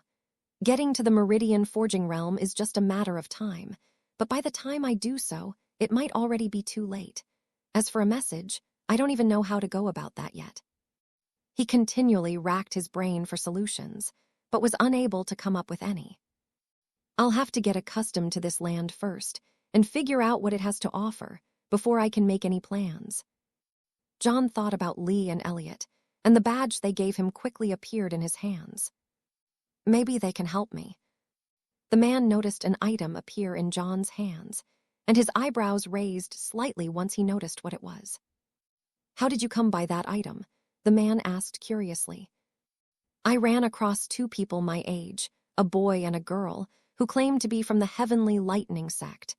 The girl ended up giving me this badge and said to use it to meet them if I was ever in the area. Would I be able to go and see them? If she gave you this badge, she must think quite highly of you. Let me see the badge. John handed over the badge, and the guard inspected it before another item quickly appeared in his hands. The man stood there in silence for some time before he handed the badge back to John. I'm afraid those two are out on a sect mission and won't be returning for another 6 months. Without them in the sect to personally escort you, I cannot let you into the sect, the man responded as he shook his head. John's hopes were quickly squashed. He was hoping that sect members like them could help him, but that wasn't going to happen either. I'm a nobody in this land, and I'm sure my accumulated wealth is beneath the notice of a place like this. The only way for me to get real help is to make a name for myself, make myself important enough that others will want to help me. I wonder. John once more turned to the man and asked him a question. Then, is there a way I could join your sect? The man was unprepared for such a question and couldn't help but laugh at John's naivety. He quickly noticed the serious look on the boy's face and regained his composure once more. Boy, I can obviously tell that you're not from around here based on your desire to get back to that faraway land, so I'll forgive your ignorance. Let me explain. The Heavenly Lightning sect is one of the 4 great sects of this land, and tens of thousands of juniors try to enter it each year. The man paused for a moment to see if John was getting the picture, but his resolute face remained unchanged. He slightly shook his head and continued. I can tell you're about 14 or 15 years old. I just turned 15 a few weeks ago, John responded with a head nod. Well, of those tens of thousands of juniors joining the trials to enter the Heavenly Lightning sect, the lowest of cultivations are at your realm, the late mist creation, while the majority are in the chi condensation realm. To put it bluntly, you are far too weak to join the sect. Chapter 126, Yuan Continent Holy Lands. John's eyebrows raised slightly at the man's words. Although he knew the Holy Lands was impressive based on his father's description, this was still far beyond anything he could have imagined. Tens of thousands of juniors my age in the chi condensation realm, and that's just the bare minimum required to join the sect. Back home, the 5 peak powers only managed to have 10 chi condensation juniors at chi condensation, and most of them were 16, but here they appear in the thousands. Just how amazing is this place? John was shocked by this revelation, but when he thought about the chi density of this land, it began to make sense. Cultivating here would be much faster than cultivating back home. If you're truly thinking of joining a sect in these lands, you should think of other sects. Below the 4 great sects are the 16 first-tier sects, and below them are the 128 second-tier sects. There are even untold amounts of 3rd and 4th-tier sects. I'm sure one of those would be more suitable for you. John listened to the man's words closely, doing his best to learn as much about this land as possible. First tier, second tier, what are the tiers? John asked curiously. To put it simply, they are strength levels of both the elders and juniors of the sect. The 4 great sects are stronger than the first-tier sects, which are stronger than the second, and so on. The more powerful a sect, the harder the requirements are to join. The man paused for a moment before continuing. As you can see, there are thousands and thousands of sects in these lands. One of them will surely be suitable for you. John continued to listen to the man's words closely, and had established a rough power hierarchy for the Yuan Continent Holy Lands. Just how large is this land that it can fit thousands and thousands of sects? Does each sect only occupy a small piece of land? John asked. If thousands of sects were to fit in his homeland, each sect would only control a very small amount of land. The Yuan continent is roughly 100,000 miles across and is shaped relatively circular, hence the name. The 4 great sects are located in the very center of the land, spaced equally around the Qi whirlpool, the area you were just outside of. This is where the Qi density is the highest. The first-tier sects occupy the next set of land, and so on until you reach the coasts, where the Qi density is the least. The man thought for a moment, before adding another clarifying piece of information. Other than sects, however, there are many clans, kingdoms, and independent cities as well that occupy the land throughout the continent, and they too have varying power structures. But many of them are as strong as first-tier sects, so you can't look down on any of them. So many powers. Should I maybe try to join one of those instead? No, I need to join the Heavenly Lightning sect. It's perfectly suited for my cultivation, and the stronger the power I join, the greater the chance I have to get home. After coming to a decision on which power he should attempt to join, John addressed the man once more. I may be on the low side of the cultivation spectrum, but I can guarantee that I am among the most promising juniors you'll find, John responded resolutely. An amused expression appeared on the man's face. Is that so? Then tell me, how do you stand above those with higher cultivations than you? Well, for starters, I have a lightning attribute body, John responded bluntly. Cough, what? The man was completely caught unprepared by this statement and slightly choked on his own spit. Don't joke around, boy. Attribute bodies, especially lightning attribute bodies, don't appear willy-nilly.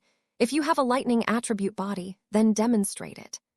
A smug look hung on the man's face, indicating that he didn't believe John one bit. John frowned, but was undeterred. He had to enter the sect. Getting information and help from the sect would be much better than trying to do so alone. Unfortunately, I do not know any lightning battle arts yet. If you don't believe me, then test me. You're from the sect, right?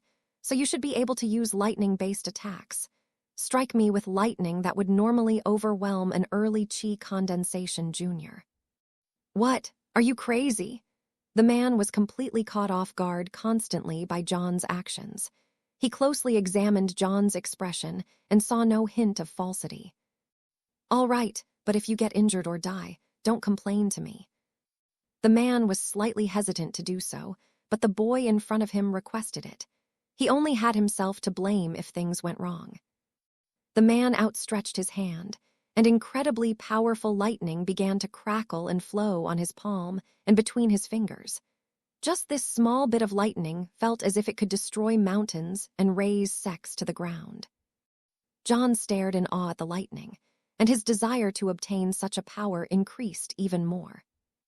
I need to join the sect. The power of the lightning began to diminish, until it was at a level that no longer gave John any feeling of mortal danger.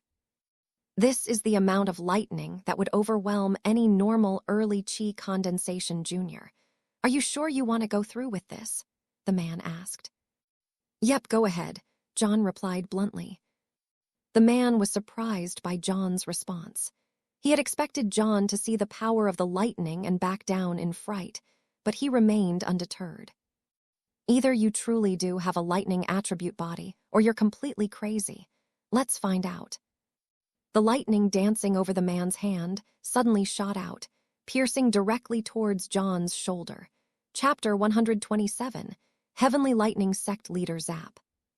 The clothing on John's shoulder was instantly disintegrated, and the lightning struck his shoulder before sneaking into his body, seeking to destroy it from within. This is weaker than the lightning in the trial. I'm sure that trial was scaled to cultivation level. Otherwise, how could someone as weak as me succeed? But heavenly geniuses worthy of entering the artifact spirit's eyes die. Wasn't that trial a little too harsh then? John was lost in thought while the lightning snaked throughout his body. Although it was causing some damage to his body, opening slight wounds on his body, it was not worth fussing over. Wherever the lightning passed, the lightning runes on his body would light up, altering the lighting slightly. However, John was unable to gain control over this lightning like he did the other lightning he had encountered before. Why is that? Can I not gain control over lightning from other cultivators? That's the only difference I can think of between this and the trial, which was ownerless lightning. Regardless, my lightning attribute body is definitely making it much easier to withstand the power of this lightning. While John was thinking about this, the man's face was widened in complete and utter shock. The lightning runes that lit up on John's skin and within his body did not go unnoticed. He really does have a lightning attribute body, and it's a grade that even I cannot identify, the man thought in a daze. He had not believed John at all, but the truth was clear for him to see. Not only did John not take much damage from the lightning runes clearly indicated a lightning attribute body. The man's daze quickly turned to excitement. "Boy, you said your name was John, correct?" John nodded his head in affirmation and waited for the man to continue. "John, I am Elder Ragger. Your situation is completely unique. Per tradition, we only allow those who pass the annual entrance exams to join our heavenly lightning sect, but maybe an exception can be made." The man uttered some words to the drake, and the drake suddenly changed course, heading directly towards the massive palace in the center of the sect. John watched in complete awe as the drake neared the sect grounds. Each building was built with craftsmanship far beyond what was capable of in his homeland, and the sect looked like even more of an immortal paradise the closer he got to it. White seemed to be the main color of the buildings, with blue and gold accents making them look regal and majestic. After flying over hundreds of buildings on their approach, the drake finally landed in a massive courtyard directly in front of the palace. Thousands of people, ranging from teenagers to adults, were walking throughout the massive courtyard, and many quickly made way for the large drake. Thud. The drake landed heavily, attracting the attention of many of those in the area. "That's Elder Ragger. Who is that boy, though? I've never seen him before," a girl of around 15 years old stated. "I haven't either. I wonder why he's with the elder," responded a nearby boy. Similar conversations quickly broke out regarding the identity of the newcomer. Elder Ragger turned to John. "Come with me, and remember your manners." John nodded his head and hopped off the drake. A large, wide marble staircase stretched upwards for 100 yards before being greeted by massive pillars lining the top of the staircase. The palace stretched for miles in each direction, making it hard to see the entire structure. Its top pierced into the clouds above. A large entrance, dozens of yards tall, existed beyond the pillars, and guards were stationed on each side of the entrance. "Elder Ragger," the guards greeted him with respect, and Elder Ragger greeted them back. "Seems like he's pretty respected around here." John respectfully followed behind Elder Ragger, making as little fuss as possible. The two of them entered the palace. He immediately took note of the grand designs within the well-lit palace. Ornate statues, intricate paintings, powerful weapons, and more hung on the walls all throughout the main lobby of the palace. Elder Ragger walked directly through the main lobby and into the main hallway, which cut directly through to the heart of the palace. Many side hallways caught John's attention as they walked, and he could see many people going about their business. Although he hadn't sent out his divine sense as to not be rude, John could clearly tell that the power of these people was impressive. The weakest gave off core formation fluctuations, while many were giving John the same impression that Elder Ragger did. After walking for several minutes, a massive double door came into John's view. 2 dazzlingly blue lightning bolts were carved into both the left and right doors. Elder Ragger turned to John once more. "Remember to be respectful. Do not speak unless asked a question." John nodded his head and followed behind Elder Ragger. With a flick of Elder Ragger's hand, the massive doorway began to part. The two of them stepped through and were greeted by a large, expansive chamber. At the very end of the chamber, An ornate staircase stretched upwards to a grand throne. The staircase zigged and zagged slightly, giving off the impression of a lightning bolt, while the throne emanated powerful lightning fluctuations. Just sitting on that throne would be impossible for me. A somewhat elderly man sat on the throne, reading some documents in his hands. He seemed completely undisturbed by the lightning that snaked over the throne and his body. John could tell that despite looking somewhat elderly, the man was full of vigor and power. He had long silver hair and a clean-shaven and warm face. The man looked up from his documents and stared at the approaching elder. A smile soon crept on his face as he spoke out. "Elder Ragger, it's been quite some time since you've last come to see me. What is the occasion this time?" Elder Ragger lowered his head slightly in respect and spoke out while gesturing to John at the side. "Sect leader, I have brought this boy here for your inspection and consideration for entry into our sect." The man looked from Elder Ragger to John, and John quickly felt himself almost be overwhelmed by the man's inspection. Although it wasn't a physical power pressing down on him, John felt as if the man's eyes were piercing through his very soul, making him feel as if all his secrets were laid bare before the man. The man's eyebrows raised slightly, and a warm, welcoming voice spoke out. "Oh, you have a lightning attribute body." The man's words shocked John. He had identified his lightning attribute body with only his eyes, and hadn't even used his divine sense yet. Since the runes on his body had long since faded, John was sure that one could only tell he had a lightning attribute body when they lit up, but this man had identified it with a single glance. Whoosh! The air rapidly parted, making a slight noise, and John suddenly found the man standing directly in front of him, his eyes staring directly at him as if wanting to strip him bare of all his secrets. Chapter 128, Enforcement Hall. What? I didn't even notice him moving at all, and he suddenly appeared in front of me. The man moved so fast that, to John, it seemed as if he had teleported. The slight sound of parting air was the only indicator that it wasn't teleportation, and that the man had actually moved so fast as to be unseen. The man, who was addressed as the sect leader of the Heavenly Lightning Sect, inspected John closely for quite some time. John stood there in silence, staring back, unconcerned of such an inspection. If that old ghost celestial soulrend couldn't figure out my secrets, I highly doubt this man can. After a while, a warm smile appeared on the man's face. "Not bad, even under my close inspection, you can keep yourself calm. Most juniors your age are scared stiff when this happens. I've just had some experiences that put me ahead of my peers when it comes to nerves," John responded casually. "John, show some respect," Elder Ragger called out in a slight panic. He had told John not to speak unless asked a question or prompted to speak. "Haha, it's all right, Elder Ragger. He can speak freely here," the sect leader responded. His warm and friendly tone surprised John. He had expected a big-shot sect leader of such a powerful sect to be intimidating and frightening, but this man reminded him of his grandfather instead. "Not only do you have a lightning attribute body, it's quite an astonishing one. You also seem to be a body cultivator, based on the strength of your body.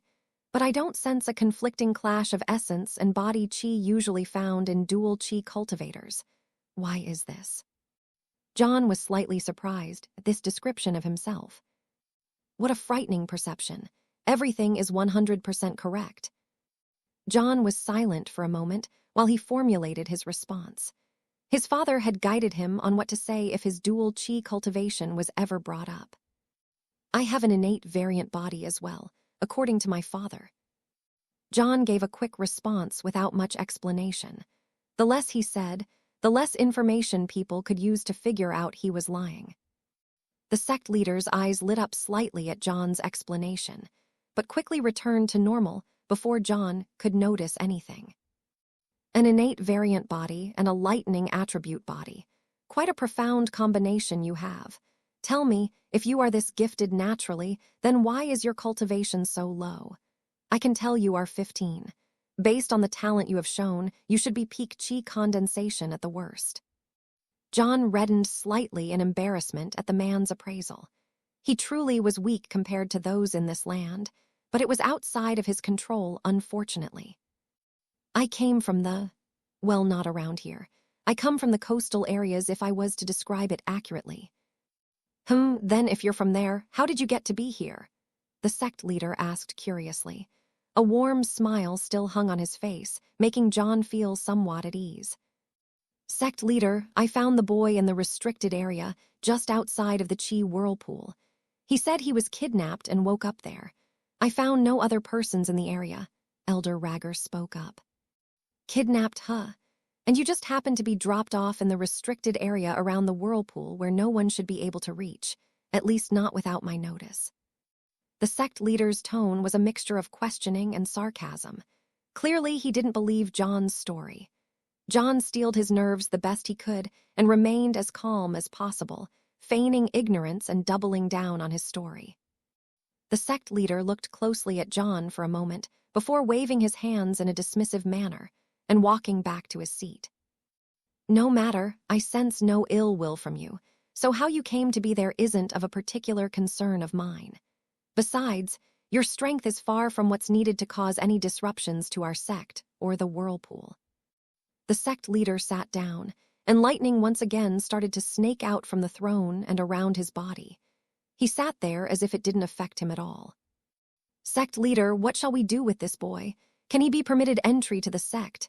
Elder Ragger asked, looking for a final answer. Although he wasn't particularly concerned about John's fate, John's talent was worth noting. If he personally brought a powerful talent to the sect, the elder would be rewarded handsomely as well.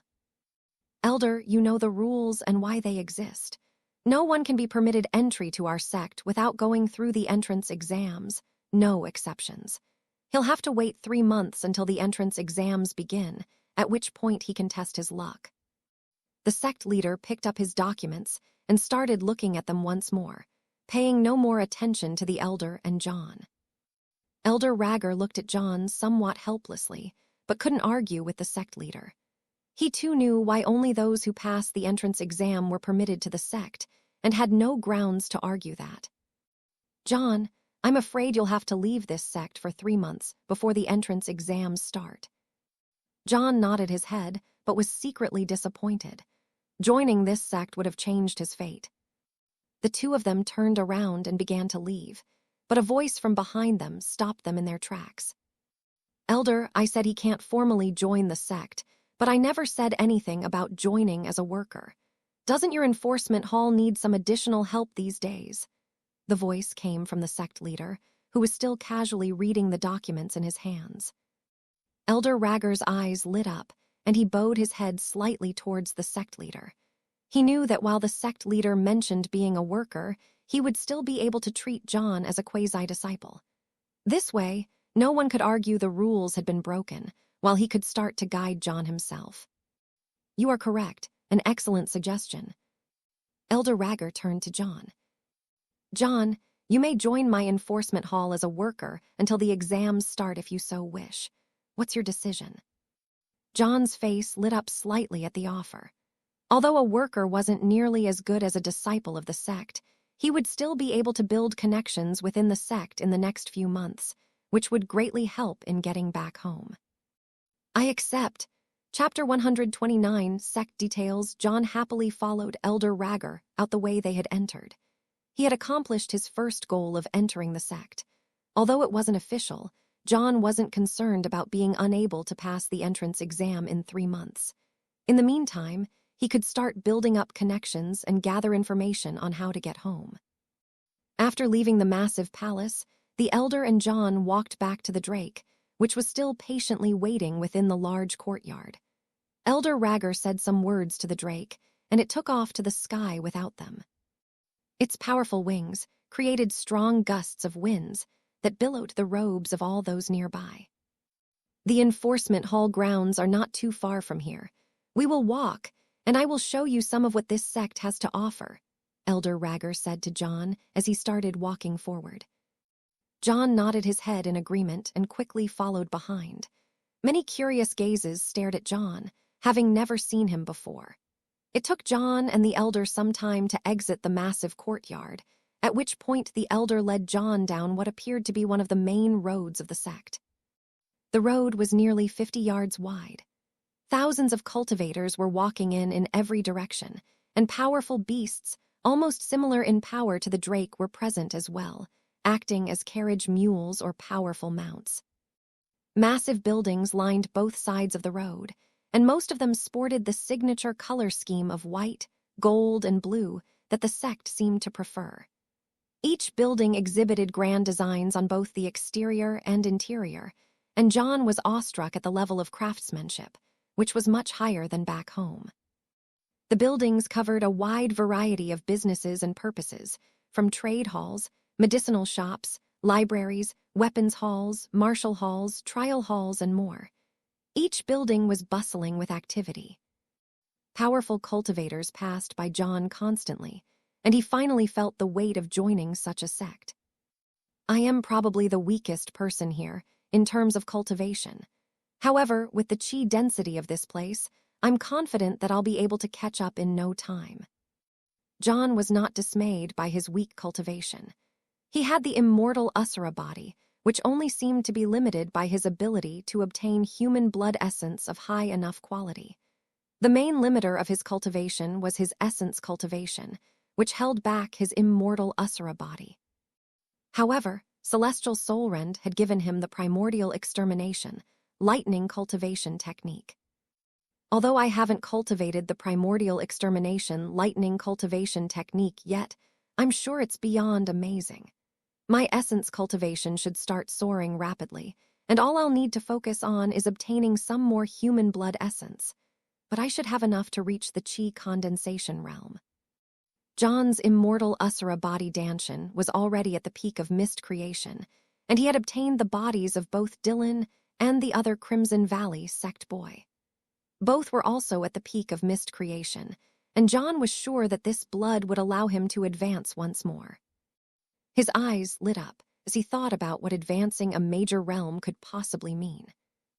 The last time I advanced a major realm, the Palace realm gifted me with the drop of blood, which improved my Immortal Asura body. Since there are more drops, I'm certain that another one will be gifted when I advance to the chi condensation realm. Also, I haven't had time to figure out what, or who, is inside the Holy Gate, but I need to ask him some questions soon. The holy entity had appeared when Celestial Soulrend had tried to read his memories. John was certain that the aura that entity projected was identical to the Holy Gate, and figured that it lay behind it. If there's actually something as profound as that holy entity within the Holy Gate, what does that mean for the Sinister Gate? He shuddered at the thought.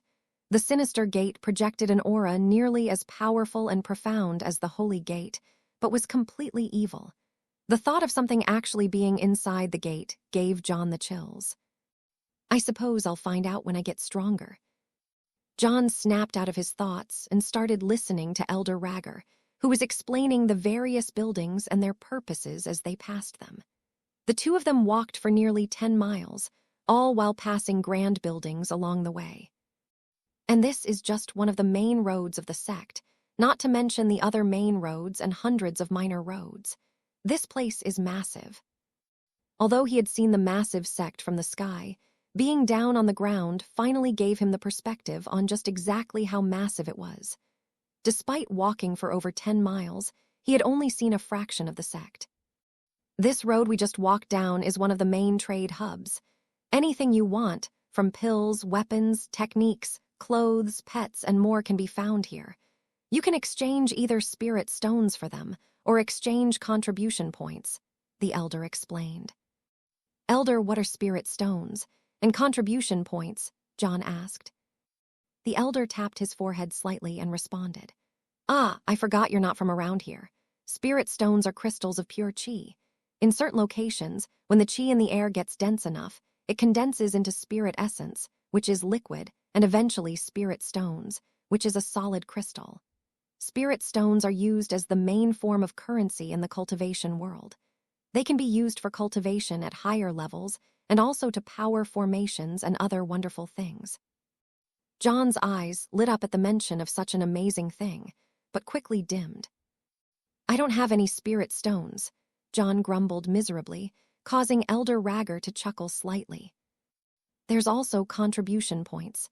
You can earn those by accomplishing various tasks for the sect, at which point you'll be awarded a certain amount of contribution points. You can trade these for any item in the sect, if you have enough of them. John's eyes lit up once more, but were quickly dimmed once more by the following words of the elder. Unfortunately, you are only a worker, and not an official disciple of the sect, and so you can only be paid with money. Only once you become an official disciple can you start earning contribution points. He continued to follow the elder as they walked towards the enforcement halls. Elder Ragger started explaining various things, like the disciple ranks. There are various ranks of disciples. The lowest ranks are the outer disciples, then inner disciples, and then core disciples. Each rank up gets more benefits, making each disciple yearn to advance. This competition brings out the best in everyone and ensures our sect stays strong. Finally, there are direct disciples, which are the direct disciples of the powerful elders of the sect. They have the most status out of all the disciples and enjoy the greatest benefits. Do you have a direct disciple? John asked curiously. Given Elder Ragger's powerful cultivation, John figured many would climb over each other for the opportunity. Haha, I do not. Unfortunately, I am not strong enough to obtain a direct disciple, according to the sect rules. This statement shocked John greatly. But you're at the peak of meridian forging. Just how strong does an elder have to have a direct disciple? Elder Ragger chuckled once more. One has to be in the heaven tribulation realm, and only then are they considered elders of enough status to have the right to raise a direct disciple. Heaven tribulation realm? I've never heard of it, but from the sounds of it, it's directly above meridian forging. This place is amazing. John suddenly thought of Lee and Elliot. Elder, you mentioned that Lee and Elliot are out on a mission, so I cannot visit them. However, I'm curious, what status do the two of them have in this sect?